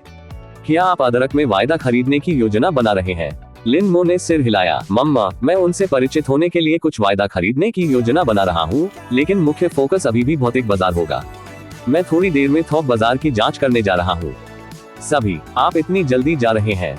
ली जिनवेन ने अपनी चिंता व्यक्त की। क्या आप बहुत थके हुए नहीं होंगे? रात के 11 बज चुके हैं, इसके बजाय परसों थोक बाजार क्यों नहीं जाते? रात को अच्छी नींद ले और अपने आप को थकाए नहीं। थक गए, सचमुच थोड़ा सा, लेकिन इस तरह की थकावट पहले से बिल्कुल अलग थी। जब से उसे इंटेलिजेंस सिस्टम मिला, लिन मो को ऐसा महसूस हुआ जैसे वह एक वीडियो गेम में धोखा दे रहा था। उसे कोई भी कठिनाई सार्थक लग रही थी, या यूं कहें कि उसने इसका आनंद लिया। क्योंकि जब तक आप कड़ी मेहनत करेंगे, आपको बुद्धि अवश्य मिलेगी। जियांगजी को हमेशा लगता था कि उसने पर्याप्त मेहनत नहीं की है। यही वजह है कि उसके पास कभी अपनी कार नहीं थी। दुनिया के 7 अरब लोगों में से कौन जानता है कि कितने लोगों को प्रयास करने का रास्ता भी नहीं मिल पाता है, विशेष रूप से वे जो युद्धग्रस्त देशों में रह रहे हैं, ऊंची दीवारों के पीछे फंसे हुए हैं, ऐसे वातावरण में रह रहे हैं जहां वे किसी भी समय अपनी जान गंवा सकते हैं। कड़ी मेहनत के लिए किसी भी समय पुरस्कृत होना एक विलासिता है। दुनिया में खुफिया तंत्र रखने वाले 99-99,999% लोगों की तुलना में मैं पहले से ही एक बहुत ही लाभप्रद शुरुआती बिंदु पर खड़ा हूँ। निकाल दिया गया। क्या थक गया? अतीत में ईंटें धोने की तुलना में ये कुछ भी नहीं है। मैं अब भगवान की तरह जी रहा हूँ। लिन मो हेडबोर्ड के सामने झुक गए, धीरे से अपनी आंखें बंद कर ली और मुस्कुराते हुए फुसफुसाए, प्रिय, एक बार जब हम एक घर खरीद लेंगे तब मैं वास्तव में आराम कर सकता हूँ। तब तक अगर हमारे पास पैसा है तो हम एक आरवी भी प्राप्त कर सकते हैं और पूरे देश में यात्रा कर सकते हैं, विशेष रूप से उन पवित्र स्थानों में कुछ समय के लिए रुक सकते हैं जिन्हें आप बहुत पसंद करते हैं। पैसा कमाना ही बेहतर जीवन के लिए है, अन्यथा पैसा कमाने का क्या मतलब है? हमें वह दिन जरूर मिलेगा। अब प्रिय, तुम्हें थोड़ी देर सोना चाहिए। तुम बस आज रात गाड़ी चला सकते हो। मैं कल लिन जियाओक्सियाओ को लेने के लिए साइकिल चलाऊंगा, ली जिनवेन ने कहा। ली जिनवेन ने लिन मो को आगे मनाने की कोशिश नहीं की। वह जानती थी कि लिन मो अच्छी स्थिति में है और अन्यथा उसे समझाना व्यर्थ होगा। बेहतर होगा कि उसका पूरे दिल से समर्थन किया जाए। ठीक है, एलएम वैसे भी बाजार का निरीक्षण करने जा रहा है, मुझे जल्द ही वापस आना चाहिए। पूरे दिन दौड़ने के बाद लिन मो को वास्तव में नींद आ रही थी, ज्यादातर इसलिए क्योंकि कल उसके पास मुश्किल से ही समय था। लंबे समय में पहली बार वह इंटेलिजेंस सिस्टम के ताजा होने का इंतजार किए बिना गहरी नींद में जाने से पहले अलार्म लगाकर सो गया। आखिरकार खुफिया जानकारी अभी भी वहां होगी और इसे 2 घंटे बाद देखने से कोई खास फर्क नहीं पड़ेगा। रात के 1 बजे अलार्म समय पर बजा। लिन मो, जो कुछ समय पहले ही सोए थे, ने अपनी थकी हुई आंखें खोली और जल्दी से फोन अलार्म बंद कर दिया। सचमुच उसे इतना थकने की जरूरत नहीं थी। आखिरकार वह पहले से ही करोड़पति था, लेकिन शायद यह वर्षों की आदत थी जिसे वह अभी तक नहीं छोड़ सका था। उन्हें हमेशा लगता था कि अगर पैसा कमाने का मौका मिले तो उन्हें इसे मजबूती से पकड़ना होगा। इसे जाने देना पैसे खोने जैसा होगा। पहले जरूरी चीजों का ख्याल रखें, फिर ठीक से आराम करें। यह सुनिश्चित करने के बाद कि उसने अपनी पत्नी को नहीं जगाया है, वह चुपचाप बिस्तर से बाहर निकला, थोड़ी देर के लिए तरोताजा हुआ, साफ कपड़े पहने और घर से निकल गया। लिन मो ने पहले एक राइड शेयर को चार्जिंग स्टेशन पर बुलाया, फिर अपनी विलिंग मिनी को थोक बाजार में ले गए। आधी रात हो चुकी थी, फिर भी सड़क के कुछ हिस्सों में अभी भी तेज रोशनी थी और लोगों की हलचल थी, हमेशा की तरह जीवंत। बार स्ट्रीट से गुजरते हुए यह उन पुरुषों और महिलाओं से भरा हुआ था जो अपनी नाइट लाइफ पूरी कर रहे थे। देर रात तक चलने वाले लगभग सभी खाद्य स्टॉलों पर ग्राहकों की भीड़ लगी रहती थी। शोर गगनभेदी था और वातावरण अविश्वसनीय रूप से जीवंत था। हर जगह लग्जरी कारें थी और हर मोड़ पर कम कपड़े पहने सुंदरियां देखी जा सकती थी। इसने लगभग दिन और रात के बीच अंतर करने में असमर्थ होने का भ्रम पैदा कर दिया। ये राक्षस नगरी थी, अंतर्राष्ट्रीय चमक दमक वाला एक महानगर, जहां अमीर फिजूल खर्ची में मौज मस्ती करते थे और गरीब दिलचट्टों की तरह रहते थे। लगभग आधे घंटे तक गाड़ी चलाने के बाद लिन मो अंततः उत्तरी शहर जिले के सबसे बड़े प्रथम स्तरीय सब्जी थोक बाजार में पहुंचे। समय 1:40 पूर्व वाहन था। बाजार खुलने में 20 मिनट बाकी थे। थोक बाजार के प्रवेश द्वार पर सब्जियों से भरी विभिन्न प्रकार की तिपहिया साइकिलें और कृषि वाहन पहले से ही एक साथ भरे हुए थे। प्रत्येक वाहन पर एक मध्यम आयु वर्ग का जोड़ा बैठा था, जो या तो मोटे डाउन जैकेट पहने हुए थे या बस सैनिक रेटिकोट में लिपटे हुए थे। ये राक्षसा शहर के स्थानीय सब्जी किसान थे। उनमें से बहुत कम मूल निवासी थे। अधिकांश बाहरी लोग थे जिन्होंने कुछ एकड़ जमीन पट्टे पर ली, ग्रीन हाउस बनाए और नकदी फसलें और सब्जियां लगाई। ये पैसा कमाने का एक तरीका था, लेकिन यह अविश्वसनीय रूप से थका देने वाला भी था। भोर में जागना, आधी रात को सोना, भारी बारिश, ओलावृष्टि, कीड़ों के संक्रमण आदि की चिंता करना। यदि यह अनुकूल बाजार स्थितियों के साथ अच्छी फसल का वर्ष था, तो सहन की गई कठिनाइयां व्यर्थ नहीं थी। लेकिन बस एक छोटी सी दुर्घटना उनकी सारी मेहनत बेकार कर सकती है। न स्वर्ग से कोई सहायता, न पृथ्वी से कोई आशा। जिन लोगों ने वर्षों तक ग्रीन हाउस में कड़ी मेहनत की, वे अभी भी बैंक के कर्ज में डूबे हुए हैं। लिन मो ने उनमें से बहुत कुछ देखा था। वे दिन भर पानी देने, सिंचाई करने, खाद डालने और कीटों को हटाने का काम करते रहे। रात में वे सब्जियां चुनना, उन्हें धोना और उन्हें अपनी तिपहिया साइकिलों में बड़े करीने से पैक करना शुरू कर देते थे। फिर वे न्यूनतम लाभ के लिए सबसे ताजी उपज बेचने के लिए दर्जनों किलोमीटर की दूरी तय करके बाजार जाते थे। और जब वापस जाने का समय होता था, तो उन्हें चुपचाप यातायात पुलिस से बचना होता था, जो किसी भी समय सड़क पर आ सकती थी। पैसा कमाना गोभी बेचने जैसा है, जबकि चिंता करना नशे का सौदा करने जैसा है। ये कहावत बिल्कुल भी अतिशयोक्ति नहीं थी। हर कोई जानता था कि सब्जियां बेचना थोक बिक्री जितना लाभदायक नहीं था, लेकिन हर किसी के पास थोक व्यापारी बनने के लिए पूंजी नहीं थी। ये राक्षस शहर था, एक ऐसी जगह जहां गरीब लोगों को जीवित रहने के लिए कड़ा संघर्ष करना पड़ता था। सामाजिक पदानुक्रम में सबसे नीचे के सामान्य नागरिकों के लिए ऊपर चढ़ना बिल्कुल भी आसान नहीं था। अभी बाजार खुलने में कुछ समय है, ये जांचने के लिए पर्याप्त है कि सिस्टम ने क्या जानकारी प्रदान की है। लिन मो ने आलस्य से विस्तार किया और कुशलता से इंटेलिजेंस सिस्टम के इंटरफेस को अपने दिमाग में बुलाया। आज की जानकारी। जैसे ही आप लवकाई पाक पड़ोस से गुजरे, आपको प्रासंगिक जानकारी प्राप्त हुई। लवकाई समूह के अध्यक्ष चेन कैनन ने 3 दिन पहले 1 बजे तेज गति के कारण एक विश्वविद्यालय के छात्र को टक्कर मारकर हत्या कर दी। J2 आपने कल फुटबॉल संबंधी जानकारी देखी और प्रासंगिक जानकारी प्राप्त की। वे उपनाम वाले एक राष्ट्रीय फुटबॉल खिलाड़ी को AFC champions league group match के दौरान प्रतिद्वंद्वी के सिर पर लात मारने के हिंसक कृत्य के लिए 3 खेलों के लिए निलंबित किए जाने की उम्मीद है। 13 आपने कल एक सहपाठी समूह चैट देखी और प्रासंगिक जानकारी प्राप्त की। पिछले 8 घंटों में सहपाठियों द्वारा आपके नाम का 72 बार उल्लेख किया गया है। आपसे जुड़ी सभी चैट जानकारी देखने के लिए यहाँ क्लिक करें। 4 आपने कल झांग यहुआ से संपर्क किया और प्रासंगिक जानकारी प्राप्त की। झांग यहुआ आपको निवेश के मामलों पर चर्चा करने के लिए कल सुबह 8 बजे कॉल करेगा। यदि आप निवेश करने और 51% हिस्सेदारी लेने का निर्णय लेते हैं, तो आप अगले वर्ष में यहुआ एनिमेशन स्टूडियो से 50 मिलियन का शुद्ध लाभ अर्जित करेंगे। 5 आप कल वांग यूकाई से मिले और प्रासंगिक जानकारी प्राप्त की। वांग यूकाई को एक महिला एंकर के साथ मुलाकात के दौरान एक घोटाले का सामना करना पड़ा। फिलहाल कोई वित्तीय नुकसान नहीं हुआ है, लेकिन अत्यधिक डर के कारण वह बेहोश हो जाएंगे और उन्हें अस्पताल भेजा जाएगा, जिससे उनका जीवन काल भी 20 दिन कम हो जाएगा। आप कल पुलिस स्टेशन से गुजरे और प्रासंगिक जानकारी प्राप्त की। आपराधिक जांच कप्तान बाई फैंग एक हत्या के मामले से परेशान है। 17 झांग होंगहाओ अन्य माध्यमों से एबिस संगठन से संपर्क करने का प्रयास कर रहा है और आपको प्रासंगिक जानकारी प्राप्त हुई है। वह कार्यकारी उपनिदेशक के पद के लिए एक अन्य सहयोगी के साथ प्रतिस्पर्धा कर रहा है और अपने सहयोगी के बारे में नकारात्मक जानकारी प्राप्त करने के लिए उत्सुक है।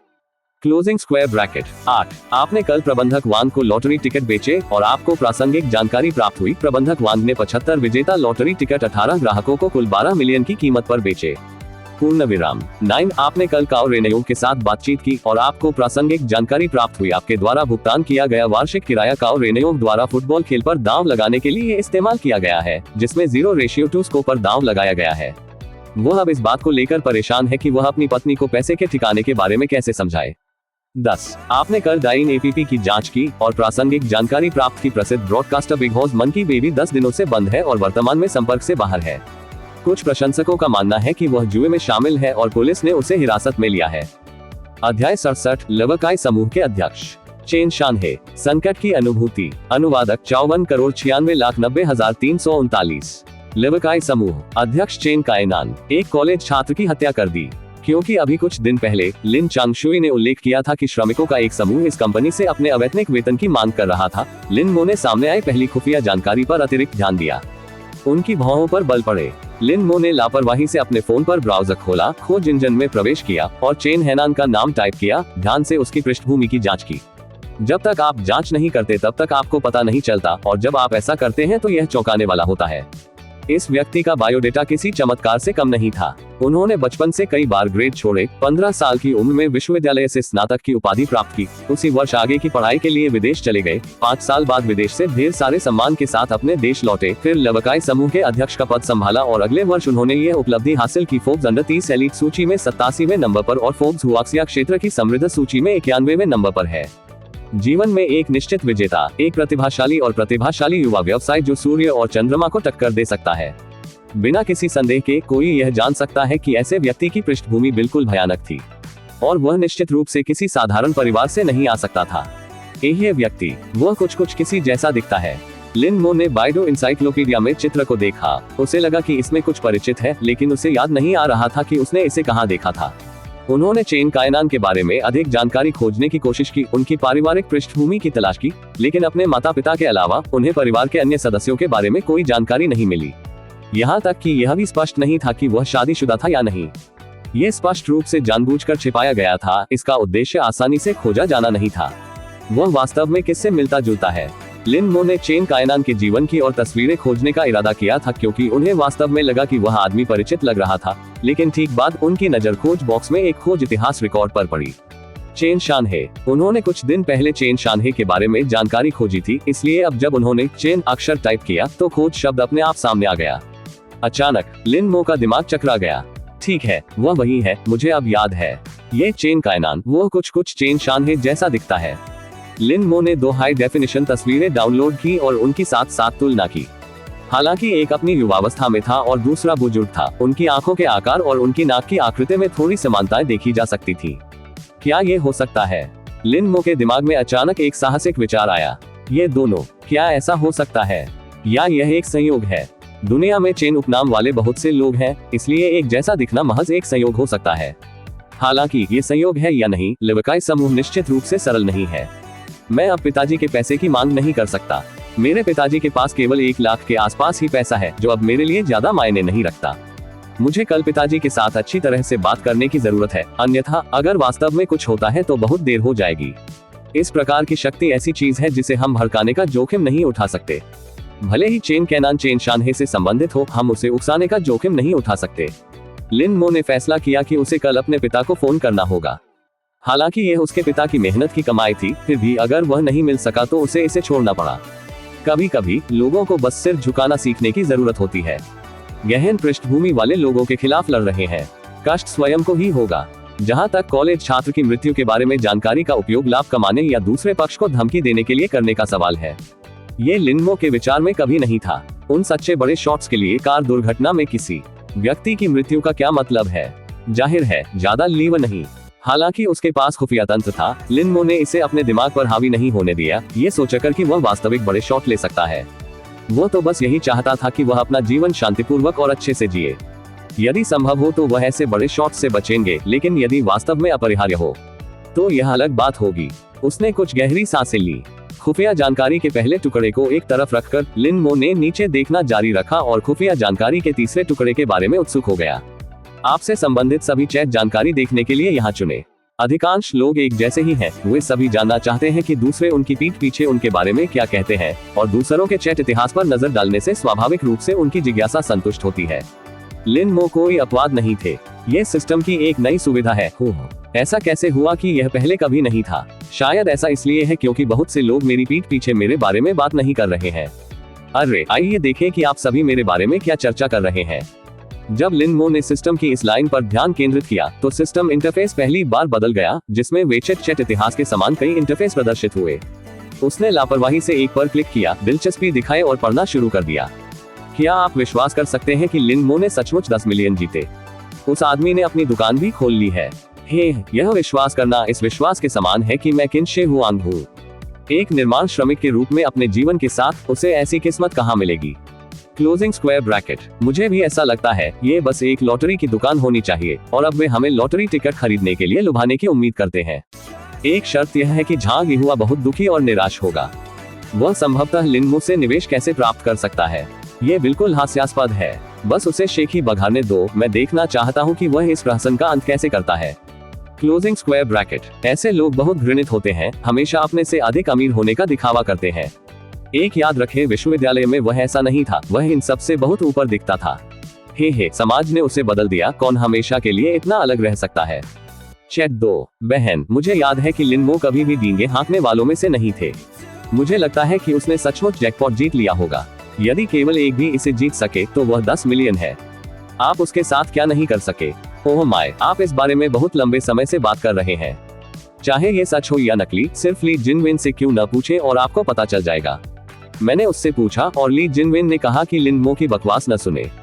उन्होंने अभी अभी एक लॉटरी की दुकान खोली है, जैकपॉट जीतने जैसी कोई चीज नहीं है। पूर्ण विराम। तब यह मामला सुलझ गया। इस पर हंगामा करने की क्या बात है। हे आप समझे नहीं क्या आप? यदि ली जिनविन ने यह भी कहा कि उन्होंने जैकपॉट जीत लिया है, तो मुझे एक पल के लिए भी विश्वास नहीं होगा। जितना अधिक वह इससे इनकार करती है, उतना ही अधिक ये साबित होता है कि लिनमो वास्तव में जीत गई होगी।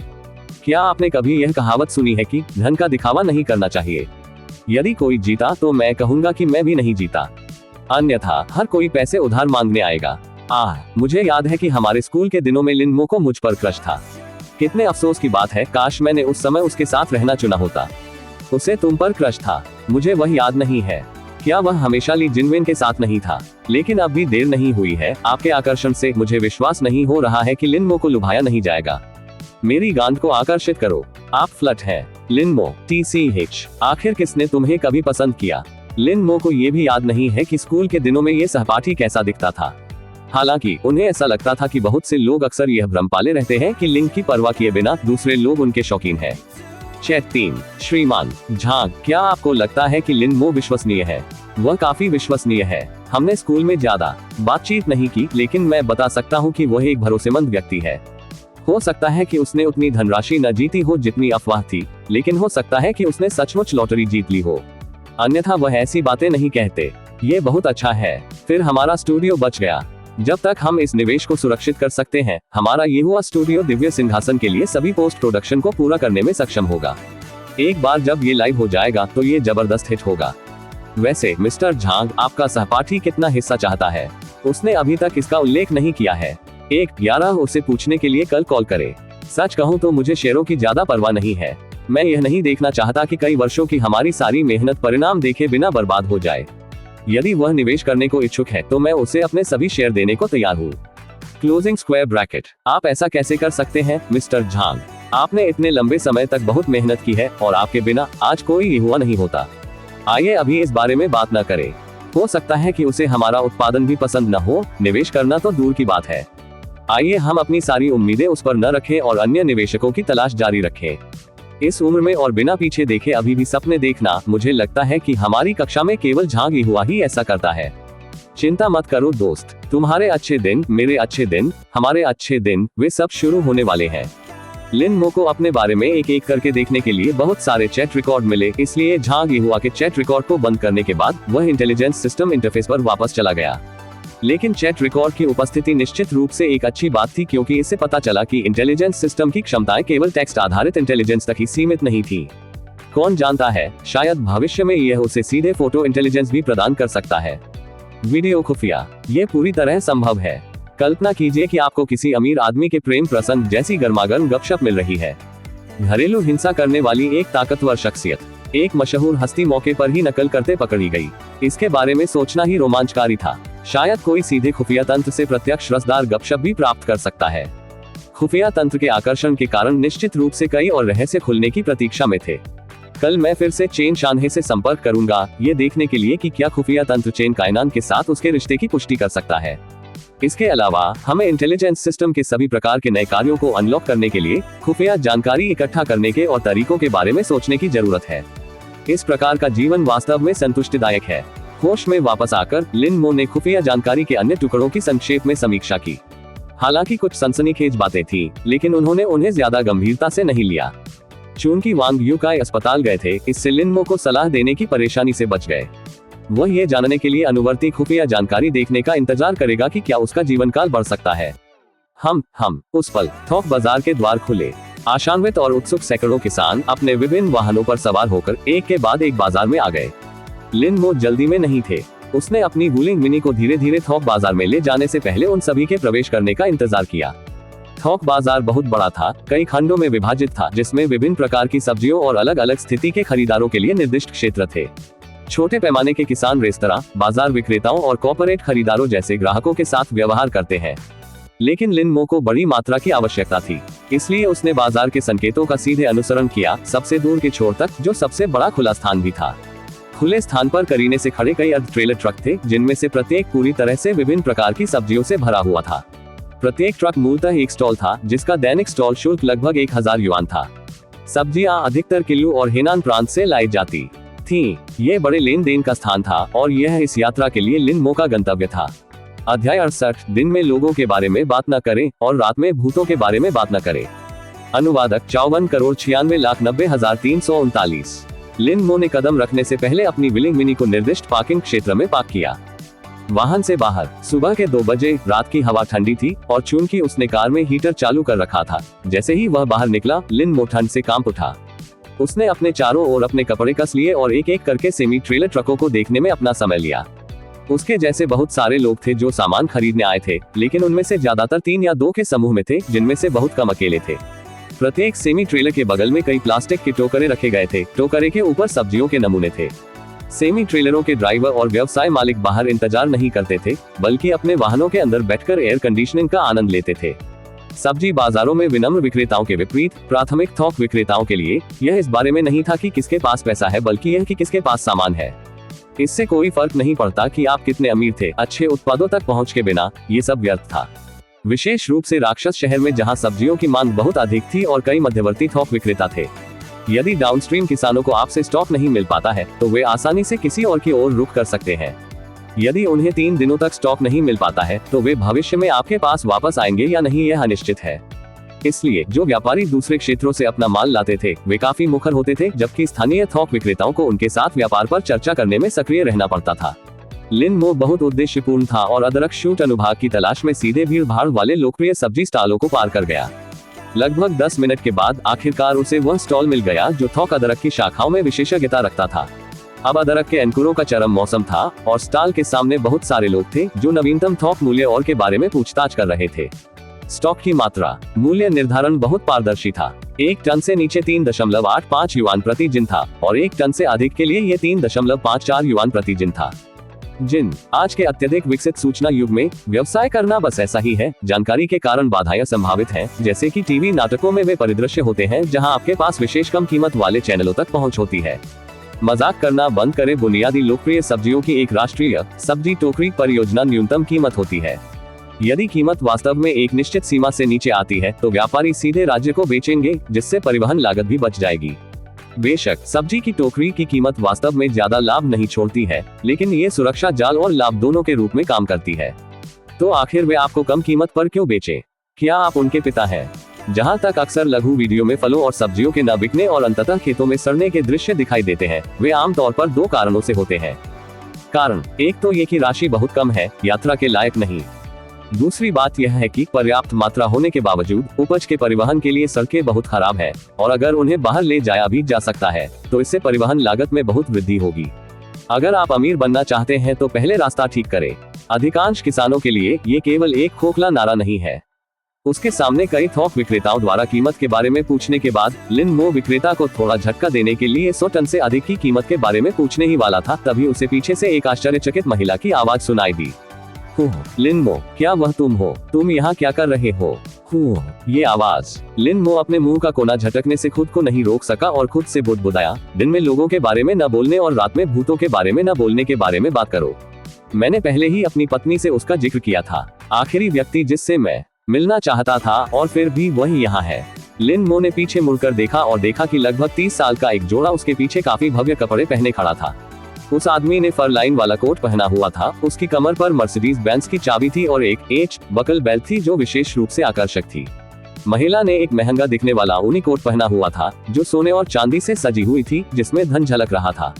ये जोड़ा कोई और नहीं बल्कि ली जिनवेन की चचेरी बहन ली लिंगलिंग और उनके पति थे, जो एक प्राथमिक थोक व्यापारी थे। लिन मो को उन्हें चचेरा भाई और चचेरा भाई कहकर संबोधित करना पड़ा। इस क्षण में दंपत्ति हैरान नजरों से लिन मो को देख रहा था। थोड़ा अजीब महसूस करते हुए लिन मो ने मुस्कुराते हुए अभिवादन किया, लिंगलिंग चचेरा भाई, बहुत दिनों से नहीं मिला। जोड़े ने सिर हिलाया और ली लिंगलिंग ने कुछ हैरान होकर लिन मो की ओर देखते हुए पूछा, क्या ये वास्तव में आप हैं? आपको यहाँ क्या लाया? क्या आप अब ट्रक चला रहे हैं? उसने सोचा कि लिन मो ने ईंटें ढोना छोड़ दिया है और माल ढुलाई चालक बनने के लिए यहाँ आया है। आखिरकार इस क्षेत्र में केवल 3 प्रकार के लोग थे: शहर से बाहर माल के मालिक, स्थानीय प्राथमिक थोक विक्रेता और माल ढोने वाले ट्रक ड्राइवर। पहले 2 को सफल होने के लिए क्षमता, निश्चित धन और संपर्क की आवश्यकता होती है। तो ली लिंगलिंग के दिमाग में ये स्वाभाविक रूप से आया कि लिन मो अब कुली नहीं है, वो सब्जियों के परिवहन में विशेषज्ञता वाला एक ट्रक ड्राइवर बन गया था।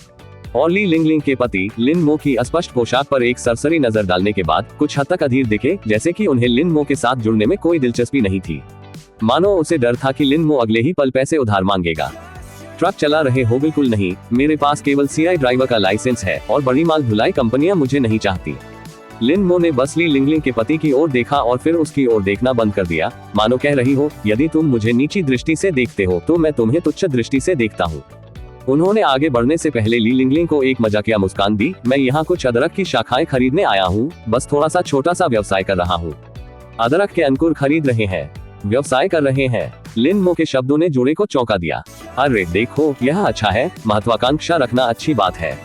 ली लिंगलिंग ने एक जटिल अभिव्यक्ति के साथ सिर हिलाया, व्याख्यान देते हुए कहा, मैंने तुम्हें पिछले साल के नए साल के दौरान कहा था, है ना? वो कुली का काम करना बंद करो, यह अच्छा भुगतान नहीं करता है और यह आपके स्वास्थ्य के लिए बुरा है। वन ने तुम्हें अपने बहनोई के साथ काम करने के लिए कहा था, लेकिन तुमने मना कर दिया। यदि आप थोड़ा और कमा सकते हैं तो मेरी बहन भी थोड़ा बेहतर जीवन जी सकती है। विशेष रूप से शियाओ, एक चतुर मुंह वाली प्यारी छोटी लड़की। उसे ठीक से पालन पोषण करने की आवश्यकता है, बिना पैसे के आप ऐसा कैसे कर सकते हैं? इन दिनों युवा लड़कियों को देखो, 17 या 18 साल की उम्र में वे कुछ भी अच्छा नहीं सीख रही है। एक लड़के की थोड़ी सी दयालुता, कुछ पैसे और वे उसके साथ भाग जाएंगी। हमारा जियाओ इस तरह खत्म नहीं हो सकता।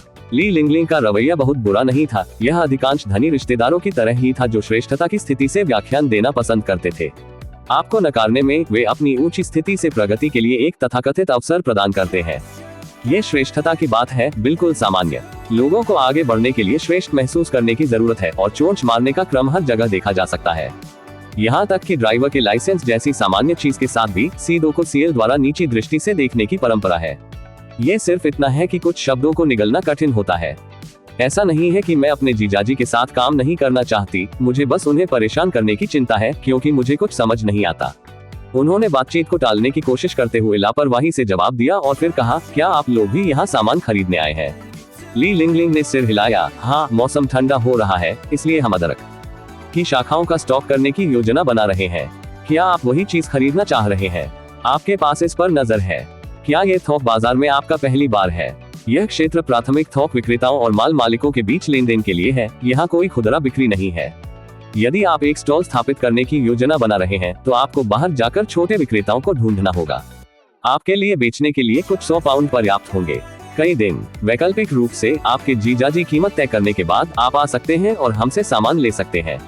यदि आप उन्हें बेचने के बाद भुगतान करते हैं तो कोई बात नहीं, हम आपको थोक मूल्य देंगे, हम आपसे पैसे नहीं कमाएंगे। बस मेरी बहन के साथ अच्छा व्यवहार करो, उसे तुम्हारे साथ समय बिताना आसान नहीं होगा। कोई भी इस तरह के व्याख्यान सुनकर थक जाएगा और यदि यह उसकी पत्नी के संबंध के लिए नहीं होता तो लिन मो वापस लौटना चाहता। लेकिन हालांकि वह अंदर से नाराज था, फिर भी उसे दिखावे में रहना पड़ता था। लिन मो ने अपना धैर्य बनाए रखते हुए कोई बहस नहीं की और मुस्कुराते हुए कहा, ओह चचेरे भाई, जीजाजी, आप लोग पहले चुने। मुझे बड़ी मात्रा की आवश्यकता हो सकती है, मैं इस बारे में बाद में उनसे बात करूंगा। ली लिंगलिंग ने इसे लापरवाही से खारिज कर दिया। फफ, अपने जीजाजी के सामने बहुत कुछ का जिक्र भी मत करो। जाकर पूछो, इस बाजार में तुम्हारे जीजाजी को कौन नहीं जानता। उस समय ली लिंगलिंग के पति, जो बातचीत से अधीर हो रहे थे, ने उन्हें अपनी कोहनी से धक्का दिया और आग्रह किया, ठीक है, अपना खुद का तुरी बजाना बंद करो। हम तो छोटे मोटे लोग हैं, हम दूसरों से तुलना कैसे कर सकते हैं? ओह, ठीक है, हम बस छोटे कद के हैं, तुलना नहीं कर सकते, यहाँ तक कि करीब भी नहीं।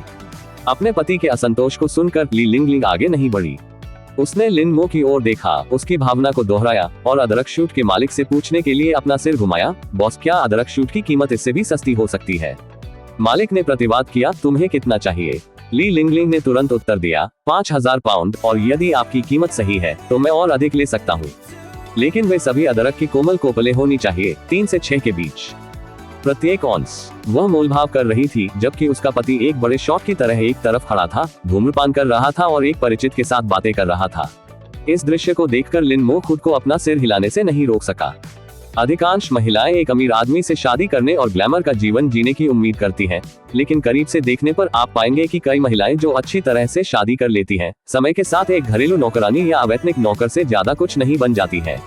बाहरी लोग इसे विलासितापूर्ण जीवन के रूप में देख सकते हैं, लेकिन भीतर का कष्ट संभवतः केवल व्यक्ति को ही स्पष्ट होता है। लिन मो ने ज्यादा कुछ कहने की हिम्मत नहीं की, लेकिन वह जानता था कि अतीत में जब उसके पास पैसे नहीं थे, तब भी ली जिनविन ली लिंगलिंग की तुलना में अंदर से अधिक खुश रहे होंगे। और खुफिया तंत्र की आवश्यकता के बिना लिन मो को ये भी पता था कि उसका चचेरा भाई निश्चित रूप से वफादार नहीं था, लेकिन ली लिंगलिंग ने इस पर सवाल उठाने की हिम्मत नहीं की। संभावना यह है कि अगर उसने उसे किसी और के साथ होटल में जाते हुए भी देखा तो वह जानबूझकर उनके आसपास घूमती रहेगी। अध्याय 69, एक अनुभूति। 300 टन अदरक के अंकुर। अनुवादक 54,96,90,339। ये सुनकर कि यह केवल 5000 जिन था, मालिक के चेहरे पर भावनात्मक उतार चढ़ाव का कोई संकेत नहीं दिखा। छोटे स्टॉल मालिकों की नजर में 5000 जिन को पहले से ही एक बड़ी मात्रा माना जा सकता है, लेकिन उनके लिए नहीं, उनके लिए 5000 जिन बिल्कुल भी ज्यादा नहीं थे। ली लिंगलिंग ने बोलना समाप्त करने के बाद लापरवाही से झिड़कते हुए कहा, कीमत निश्चित रूप से इससे कम नहीं हो सकती, मैं एक पैसा भी नहीं जाने दे सकता। यहाँ स्पष्ट रूप से लिखा है, यदि यह 1 टन से कम है तो ये 3.85 युआन प्रति जिन है, और यदि यह 1 टन से अधिक है तो ये 3.54 युआन प्रति जिन है। ली लिंगलिंग, जिन्हें अभी अभी लौटा दिया गया था, हतोत्साहित नहीं हुए और उन्होंने जारी रखा, देखिए श्रीमान झेंग, तुम्हें पता होना चाहिए कि अदरक के अंकुरों का अगला बैच जल्द ही काटा जाएगा। यदि आप 2 दिन और प्रतीक्षा करते हैं तो आप उन्हें 3 युआन में भी नहीं बेच पाएंगे। इसके बारे में क्या ख्याल है? 5000 जिन के लिए 3 युआन, मैं तुम्हें नकद भुगतान करूंगा। इस समय उसके पति ने भी अपनी सिगरेट खत्म कर ली थी और ली लिंगलिंग के शब्दों को सुनकर वह तेजी से चला गया और डांटा, क्या 3 युआन 3? तुम क्या बकवास कर रहे हो? ली लिंगलिंग को डांटने के बाद वो मालिक की ओर मुड़ा और कहा, श्रीमान झेंग, हम सभी यहाँ एक दूसरे को जानते हैं, इतने हृदयहीन मत बनो। आप यह नहीं सोच रहे हैं कि पूरे उत्तरी शहर जिले में एक दिन में अदरक की कितनी फसलें बिकती हैं? क्या आप सोच रहे हैं अन्य लोग कुछ 100 जिन मांग रहे हैं, शायद 1000 जिन, मेरे जितना और कौन खरीदता है? मेरा प्रस्ताव यह है, मैं आपसे 3 टन लेता हूँ, ये बहुत उदारता है ना? अगर यह नहीं बिकता तो क्या आपका बैच अभी भी ठंडे बस्ते में नहीं पड़ा रहेगा? क्या कोल्ड स्टोरेज आपकी पत्नी का है? क्या इसमें आपका कुछ खर्च नहीं होगा? 3 युआन 2 प्रति टन, मैं 3 टन लूंगा। और अधिक शब्द बर्बाद मत करो, खरीद आदेश लाओ और मैं तुरंत हस्ताक्षर करके भुगतान हस्तांतरित कर दूंगा। मालिक की अभिव्यक्ति कुछ झिझक भरी हो गई। लिन मो बोलने की कोई जल्दी में नहीं खड़े थे, बल्कि उनकी बातचीत को ध्यान से सुन रहे थे। यदि आपने इसे स्वयं नहीं सुना तो आप इस पर विश्वास नहीं करेंगे। हालांकि वह ली लिंगलिंग और उसके पति को पसंद नहीं करता था, फिर भी वह उनसे कुछ उपयोगी सीखने के विरोध में नहीं था। ली लिंगलिंग ने अपने पति से नजरें मिलाई, दोनों ने दृढ़ अभिव्यक्ति दिखाई। एक पल सोचने के बाद श्रीमान मालिक झेंग ने अंततः जोर से सिर हिलाया और हाथ हिलाते हुए समझौता किया, ठीक है, 3 युआन 2 पर 3 टन, कुल 19,200 युआन। खरीद आदेश पर हस्ताक्षर करें और जमा राशि का भुगतान करें। ये तो कुछ और ही है। अब यह महामारी के बाद का युग है, हम सभी को आत्म जागरूक होना होगा। बिजनेस करना इतना आसान नहीं है ना? ली लिंगलिंग के पति ने खरीद आदेश पर हस्ताक्षर किए, जबकि ली लिंगलिंग ने भुगतान किया। ये कहना होगा कि इस जोड़े को वास्तव में व्यवसाय की आदत थी। सौदेबाजी में उनका समन्वय बहुत अच्छा था, इसमें कोई आश्चर्य नहीं कि उन्होंने पैसा कमाया। लेकिन एक बात थी जो उसे समझ नहीं आई। लिन मो अपने बगल वाले थोक विक्रेता की ओर मुड़े और हैरान होकर पूछा, क्या आपको जमा राशि का भुगतान करने से पहले सामान का निरीक्षण करने की आवश्यकता नहीं है? अरे मेरे दोस्त, इससे पता चलता है कि तुम नौसिखिया हो, है ना? 3 टन माल तुरंत भेजा जाने वाला है, हम समय पर उनकी जांच कैसे कर सकते हैं? उसके बगल वाला आदमी क्यूही का एक हार्दिक साथी था, जिसने समझाया, आखिरकार आप बाकी पैसे तभी चुकाते हैं जब सभी सब्जियां भंडारण में हो, तो चिंता की क्या बात है? इसके अलावा क्या आपको लगता है कि यह कोई जगह है? यह उत्तरी शहर जिले का प्राथमिक थोक बाजार है। बाजार शुल्क एकत्र करता है। क्या आपको लगता है कि वे किसी को भी गड़बड़ करने देते हैं? इसके अलावा अदरक के अंकुर केवल 2 विशिष्टताओं में आते हैं, 3 लियांग से अधिक लेकिन 6 लियांग से कम, और 6 से अधिक लियांग। इसमें कोई दिखावा नहीं है।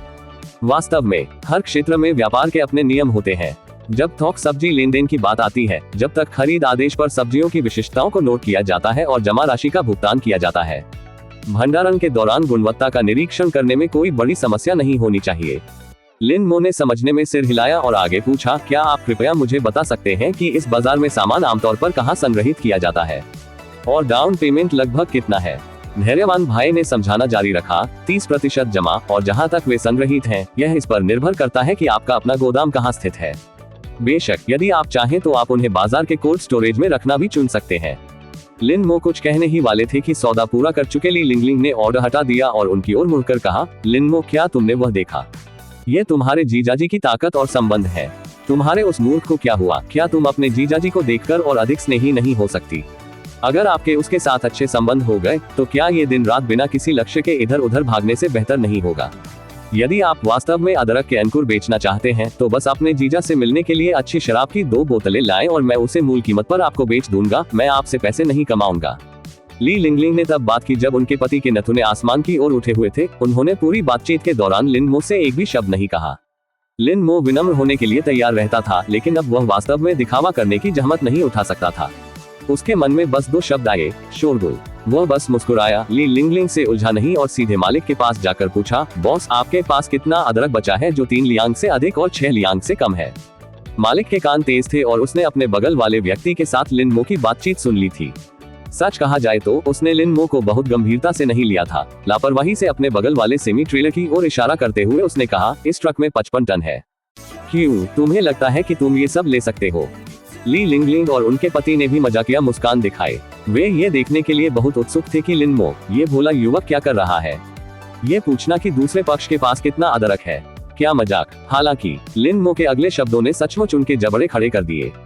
केवल 55 टन, ये काफी नहीं है। लिन मो ने भौहें चढ़ा ली, गंभीरता से अपना सिर हिलाया और पूछना जारी रखा, इस ट्रक के अलावा आपके पास और कितना है?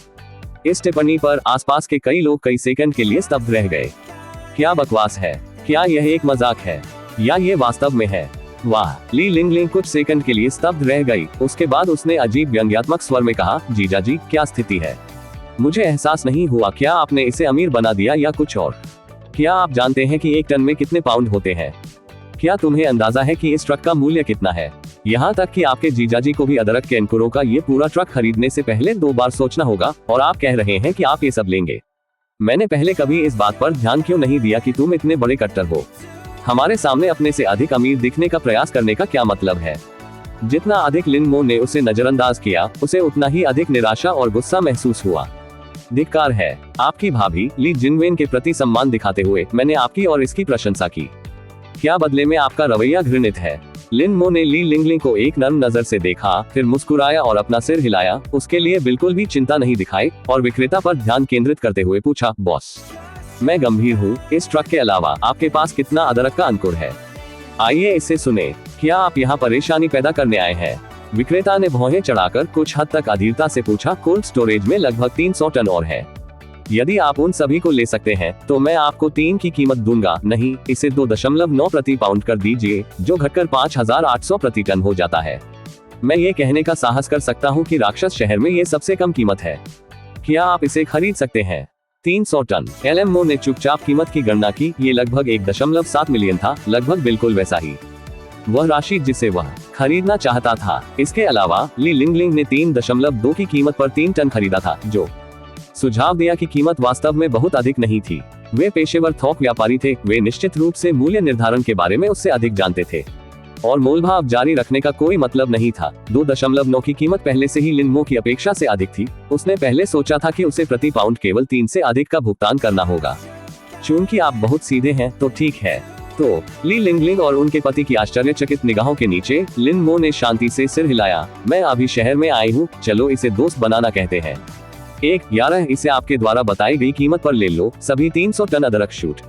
लेकिन मुझे ये पहले ही स्पष्ट कर देना चाहिए, मुझे केवल अदरक के अंकुर चाहिए जिनका वजन 3 से 6 लियांग के बीच हो। अगर सामान के साथ कोई समस्या है तो मैं उन्हें वापस कर दूंगा। 5800 प्रति टन, 300 टन यानी लगभग 2 मिलियन। क्या यह एक मजाक है? लिन मो एक शारीरिक मजदूर, उसे इतने पैसे कहां से मिलेंगे? इस समय ली लिंगलिंग और उनके पति को ऐसा लगा जैसे वे शायद उसे कोई और समझ रहे हैं। इस बीच लिन मो ने उन पर कोई ध्यान देने की भी जहमत नहीं उठाई, उन पर एक और नजर डालने की भी जहमत नहीं उठाई। उन्होंने शांतिपूर्वक विक्रेता के साथ अनुबंध पर हस्ताक्षर किए, अपना फोन निकाला और सीधे जमा राशि हस्तांतरित कर दी। मुझे आपके एलपे खाते में पूरे 522,000 युआन प्राप्त हुए हैं। ऐसा तब तक नहीं था जब तक एलपे लेन देन अधिसूचना जारी नहीं हुई थी कि इसने स्तब्ध ली लिंगलिंग और उनके पति को वास्तविकता में वापस ला दिया।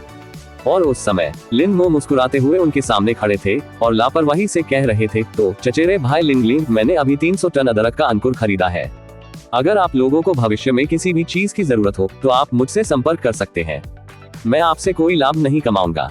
हालांकि मुझे आपके चचेरे भाई के पति को अच्छी शराब की कुछ बोतलें लाने की आवश्यकता होगी और मैं इसे लागत पर उसे बेचूंगा। अध्याय 70 भविष्यवाणी करने से पहले जाने भगवान की तरह निवेश करें। 7 अपडेट। अनुवादक 54,96,90,339 आए। ऐसा कहकर लिन मो ने उन 2 लोगों पर ध्यान देना बंद कर दिया जो चौंके हुए मुर्गियों की तरह घूर रहे थे। मालिक की ओर मुड़े और कहा, मैंने जमा राशि का भुगतान कर दिया है, मुझे सामान देखने के लिए ले चलो। ईमानदारी से कहूँ तो अगर ली लिंगलिंग के तीखे शब्द और उसके चचेरे ससुर का इतना ऊंचा और शक्तिशाली अभिनय नहीं होता तो लिन मो इस तरह का व्यवहार नहीं करती। जरूर, कोल्ड स्टोरेज बहुत आगे नहीं है, कृपया मेरे पीछे आओ। मालिक अभी भी कुछ हद तक स्तब्ध था। उसने कभी सपने में भी नहीं सोचा था कि अपना स्टॉल लगाने के आधे घंटे से भी कम समय में उसका सामना इतने अमीर और साहसी नियोक्ता से होगा। उसने न केवल अपने ट्रक में अदरक की सारी टहनियां बेच दी, बल्कि उसने कोल्ड स्टोरेज में रखा सारा स्टॉक भी बेच दिया। वह बस चांद के ऊपर था। एक बार जब वह अपने होश में आया तो उसने लिन मो को खुशी खुशी ले लिया, जबकि अन्य लोग आश्चर्य से कोल्ड स्टोरेज की दिशा में देख रहे थे। मालिक अंदर से अच्छी तरह से जानता था, जैसा कि ली लिंगलिंग ने पहले कहा था, कि अदरक की शाखाओं का अगला बैच जल्द ही बाजार में आएगा और जब बाजार संतृप्त होगा तो कीमतें अनिवार्य रूप से गिर जाएंगी। अदरक की टहनियों की कीमत गिरने से पहले सारा सामान बेचने में सक्षम होना निश्चित रूप से सौभाग्य का संकेत था। जहां तक ये सवाल है कि क्या लिन मो को खरीदारी पर पैसे का नुकसान होगा, यह उसकी चिंता का विषय नहीं था। इस बिंदु पर ली लिंगलिंग अब अपनी हताशा पर ध्यान नहीं दे सकती थी। अपने पति की गंभीर अभिव्यक्ति को देखकर उसने झट से चापलूसी भरे अंदाज में कहा, प्रिय, नाराज मत हो, ऐसे लोगों के स्तर तक गिरने की कोई जरूरत नहीं है। अरे, मुझे गुस्सा क्यों आना चाहिए? आपके प्यारे जीजाजी को शायद इस बात का एहसास नहीं है कि वह पहले ही ठगे जा चुके हैं। आदमी के होठों पर हल्की ठंडी मुस्कान फैल गई। क्या वह सचमुच सोचता है कि सब्जी का व्यवसाय इतना आसान है?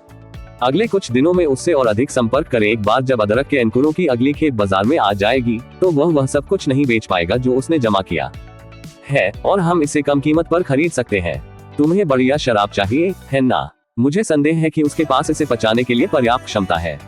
ये सही है। अपने पति की बातें सुनने के बाद ली लिंगलिंग, जिसका निर्णय गुस्से के कारण धुंधला हो गया था, को अचानक लगा जैसे उसे कोई रहस्य उद्घाटन हुआ हो।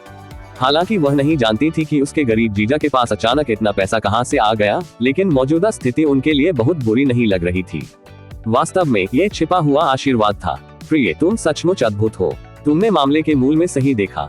ली लिंगलिंग मदद नहीं कर सके, लेकिन अंगूठा दिया और आत्मसंतुष्ट मुस्कान के साथ कहा, कुछ दिनों में जब अदरक की कोपलों की अगली खेप आएगी तो उन्हें एहसास होगा कि व्यवसाय करना निर्माण सामग्री ले जाने जितना आसान नहीं है। ये सिर्फ मांसपेशियों के बारे में नहीं है, ये दिमाग के बारे में भी है। अरे, कुछ पैसे होने और घमंडी होने के कारण उसे सबक सीखना चाहिए। तब तक उसे हमारे पास भीख मांगने आना होगा। न केवल उन दोनों बल्कि आसपास के मालिकों को भी उम्मीद नहीं थी कि लिन मो इतने उदार और दबंग होंगे कि उन्होंने एक ही सांस में 20 मिलियन मूल्य के अदरक के अंकुरों का ऑर्डर दे दिया। लेकिन एक बार जब वे शांत हो गए तो उनके विचार समान और बहुत शांत थे। वे बस लिन मो के कम कीमत पर बिकने का इंतजार कर रहे थे। दुर्भाग्य से उन्हें यह नहीं पता था कि अदरक के अंकुरों की जिस अगली खेप के बारे में वे बात कर रहे थे उसे अल्पावधि में राक्षस शहर तक नहीं पहुंचाया जा सकता था। लगभग 10 मिनट तक चलने के बाद लिन मो बहुत विनम्र मालिक का अनुसरण करते हुए कोल्ड स्टोरेज पर पहुंचे। जैसे ही वह अंदर गया, अदरक की तेज गंध उसे महसूस हुई। इसके अंदर ताजी अदरक की कोपलें भरी हुई थी। रास्ते में वे पहले ही नामों का आदान प्रदान कर चुके थे। अपने सामने अदरक के अंकुरों के पहाड़ों की ओर इशारा करते हुए मालिक ने कहा, भाई लिन, यहाँ हमारे पास 260 टन अदरक के अंकुर हैं। साथ ही बाहर सेमी ट्रेलर पर 40 से अधिक टन, कुल मिलाकर 300 टन से अधिक है। मैं इस छोटे से बदलाव पर आपसे बहस नहीं करूंगा। इसके अलावा कोल्ड स्टोरेज की लागत टन पर आधारित नहीं है, बल्कि घन मीटर पर 2 युआन प्रति घन मीटर है। अदरक की शाखाओं की मात्रा के अनुसार 1 टन लगभग 5 घन मीटर है। तो हमारे 300 टन के लिए ये प्रतिदिन लगभग 3000 युआन कोल्ड स्टोरेज शुल्क उत्पन्न करेगा। मैंने आज का भुगतान पहले ही कर दिया है, आप कल से भुगतान करना शुरू कर सकते हैं। मालिक झेंग एक चतुर व्यक्ति था। उसे पहले ही पता चल गया था कि लिन मो पहली बार व्यवसाय कर रहा है, इसलिए उसने सब कुछ बहुत विस्तार से समझाया। बेशक उसके मन में अपनी ही गणनाएं थी। एक पल के लिए रुकते हुए उन्होंने कहा, यदि आप लंबी अवधि के लिए भंडारण की योजना बना रहे हैं तो मेरा सुझाव है कि आप इसे किसी बाहरी कोल्ड स्टोरेज में ले जाएं, जहां आप लगभग 1 युआन प्रति टन की दर पर बातचीत कर सकते हैं। हमारे बाजार की दर बहुत महंगी है। ठीक है, विचार करने के लिए धन्यवाद भाई झेंग। लिन मो ने सिर हिलाया, विनम्रता से जवाब दिया, बस खरीद आदेश पर नियमों का पालन करें। मुझे सामान का निरीक्षण करने के लिए 2 दिन का समय दें और जांच के बाद मैं शेष भुगतान आपको स्थानांतरित कर दूंगा। आखिरकार ये 300 टन का स्टॉक था और अगर उसने प्रति टन 2 पाउंड का नमूना भी लिया तो निरीक्षण में 1 या 2 दिन लगेंगे। कोई बात नहीं, ये सब छोटी मोटी बातें हैं, कोई जल्दी नहीं। मालिक झेंग ने कुछ कोल्ड स्टोरेज प्रक्रियाएं सौंपी और मुस्कुराते हुए कहा, भाई लिन, आप एक ही बार में इतना सारा स्टॉक करने की हिम्मत करते हैं, आपको बहुत सक्षम होना चाहिए। मैं न केवल अदरक के अंकुर बेचता हूं बल्कि उन्हें वापस खरीदता भी हूं। जब आपके पास बेचने के लिए कुछ बचा हो तो आप उन्हें वापस खरीदने के लिए मुझसे संपर्क कर सकते हैं और हम तब कीमत पर चर्चा कर सकते हैं। आप क्या सोचते हैं? बचा हुआ बेचे। हे, मालिक झेंग की गणना के अनुसार भले ही उत्तरी शहर जिला थोक बाजार पूरी तरह से खत्म हो जाए, ये प्रतिदिन अधिकतम 10 टन अदरक के अंकुरों की ही खपत कर सकता है, लेकिन कोल्ड स्टोरेज की लागत हर दिन जारी रहती है और अदरक के अंकुरों के एक बड़े बैच से पहले अभी भी कुछ दिन बाकी है राक्षस नगर में प्रवेश करता है। 50 टन जिंजर वाइन बेचने के लिए कुछ दिन पहले से ही सीमा है और बाकी के लिए लिन मो के पास समय आने पर कम कीमत पर बेचने के अलावा कोई विकल्प नहीं होगा। क्या तब नहीं जब मेरा मौका आता है? ये लोग हर दिन थोक बाजार में लड़ते और संघर्ष करते रहे हैं और पहले से ही बाजार के बारे में गहरी समझ विकसित कर चुके हैं। लिन मो को भी पता था कि वह दूसरों की नजर में एक मोटी भीड़ बन गया है, लेकिन उसे इसकी बिल्कुल भी परवाह नहीं थी। बेशक समझाना संभव नहीं था, बस गुप्त रूप से आनंद मनाओ। उसने सारी सामग्री ले ली, अपना सिर हिलाया और सरल मुस्कान के साथ कहा, ठीक है, फिर धन्यवाद बड़े भाई, मेरे लिए कोई रास्ता सोचने के लिए। विनम्र होने की कोई जरूरत नहीं है, व्यापार कर रहे हैं, आखिरकार हम दोस्त हैं, एक दूसरे की मदद करना ही सही है। अब सभी प्रक्रियाएं स्थानांतरित हो जाने के बाद मालिक झेंग ने कुछ छोटी सी बातचीत की और फिर जाने की योजना बनाई। भाई लिन, मैं अब आपको परेशान नहीं करूंगा, मैं निकल जाऊंगा। याद रखें, यदि आपको बिक्री में कोई कठिनाई आती है तो मुझसे संपर्क करें, मैं ऐसी कीमत पेश करूंगा जो निश्चित रूप से सभी प्रतिस्पर्धाओं को मात देगी। भाई लिन की व्यावसायिक समृद्धि और प्रचुर मात्रा में दैनिक कमाई की कामना करता हूँ। सतह पर मुस्कुराते हुए, लेकिन जैसे ही मालिक झेंग ने कोल्ड स्टोरेज छोड़ा, उन्होंने तुरंत कुछ परिचित वितरकों से संपर्क करना शुरू कर दिया। अफवाहें फैलाई कि अदरक की शूटिंग की कीमत गिरने वाली थी, उन्हें फिलहाल खरीदारी न करने या अपनी खरीदारी कम करने की सलाह दी। अभ्यास की गई दिनचर्या पूरी होने के बाद सब कुछ तैयार था, बस बाएं हाथ से दाहिने हाथ में फेरबदल की प्रतीक्षा थी और अंत में 1 या 2 मिलियन का शुद्ध लाभ कमाना था। उसने पहले ही खरीद मूल्य और लिन मो के साथ बातचीत करते समय उपयोग किए जाने वाले चतुर शब्दों के बारे में सोच लिया था। भाई लिन मो, नई अदरक की कोपलें आ गई हैं और मूल कीमत से काम नहीं चलेगा। इसके बारे में क्या ख्याल है? मुझे प्रति पीस 1.9 का झटका लगेगा, मैं उन सभी को आपके हाथ से ले लूंगा। क्या आपको लगता है कि यह बहुत सस्ता है?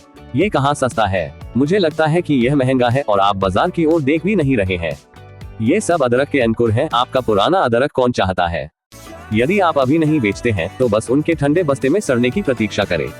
लिन मो जाने से पहले सुबह 5 बजे तक कोल्ड स्टोरेज में रुके रहे, मुख्य रूप से अदरक के अंकुरों के आकार और गुणवत्ता की जांच करने के लिए। आपको कहना होगा, ये बैच वास्तव में अच्छा था। उन्होंने लगभग 3 घंटे तक यादृच्छिक रूप से जांच की और एक भी खराब या सड़ा हुआ अदरक का अंकुर नहीं पाया। जब तक गुणवत्ता स्तरीय है तब तक सब कुछ तैयार है। अब तक लिन मो वास्तव में थका हुआ महसूस कर रही थी। वह कोल्ड स्टोरेज के दरवाजे पर गया, अपना सैन्य कोट उतारा और बाहर चला गया।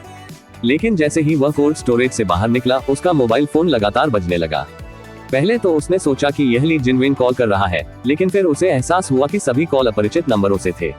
क्या चल रहा है? क्या मैं किसी दूरसंचार घोटाले का सामना कर रहा हूँ? लिन मो ने इसे ज्यादा गंभीरता से नहीं लिया और अपना फोन अपनी जेब में रख लिया और सीधे वुलिंग मिनी की ओर बढ़ गया। हालांकि लगभग सुबह हो चुकी थी, थोक बाजार में अभी भी हलचल थी, लेकिन इस समय वे कारोबार नहीं कर रहे थे। 3 या 5 के समूह ताश खेलने, धूम्रपान करने और एक दूसरे पर शेखी बघारने के लिए पार्किंग स्थल में एकत्र हुए। वे सामाजिक ठगों के झुंड की तरह लग रहे थे, लेकिन वास्तव में वे एक दूसरे के साथ सूचनाओं का आदान प्रदान कर रहे थे। सब्जी उत्पादन क्षेत्र, सूची, खरीद मूल्य, बिक्री मूल्य इत्यादि। केवल इस जानकारी में महारत हासिल करके ही कोई इस थोक बाजार में अजेय रह सकता है।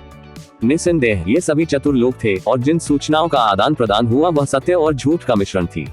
आप झूठ और सच को पहचान पाते हैं या नहीं, यह आपके अपने कौशल पर निर्भर करता है। और आज हर कोई जिस चीज के बारे में और भी अधिक बात कर रहा था वह चूसने वाला था जिसने अचानक 300 टन अदरक की टहनियां खरीद ली। लगभग हर कोई एक आम सहमति पर पहुंच गया, ये सोचकर कि यह बेकार, ये नौसिखिया अनुभव करने वाला था कि सब कुछ खोने का क्या मतलब होता है। जैसे ही लिन मो थोक बाजार से बाहर निकला, वो स्पष्ट रूप से महसूस कर सकता था कि जो लोग उसे पहचानते थे वे उसे चंचल नजर से देख रहे थे। उन्होंने स्वाभाविक रूप से इसे दिल पर नहीं लिया। तमाम अजीब और उत्सुक नजरों के बीच उसने शांति से अपनी छोटी और प्यारी वूली मिनी चलाए और नॉर्थ सिटी डिस्ट्रिक्ट थोक बाजार से निकल गया। उन्हें उसे तुच्छ समझने दो। कुछ दिनों में वे समझ जाएंगे कि भविष्य की भविष्यवाणी करने भगवान की तरह जुआ खेलने का क्या मतलब है।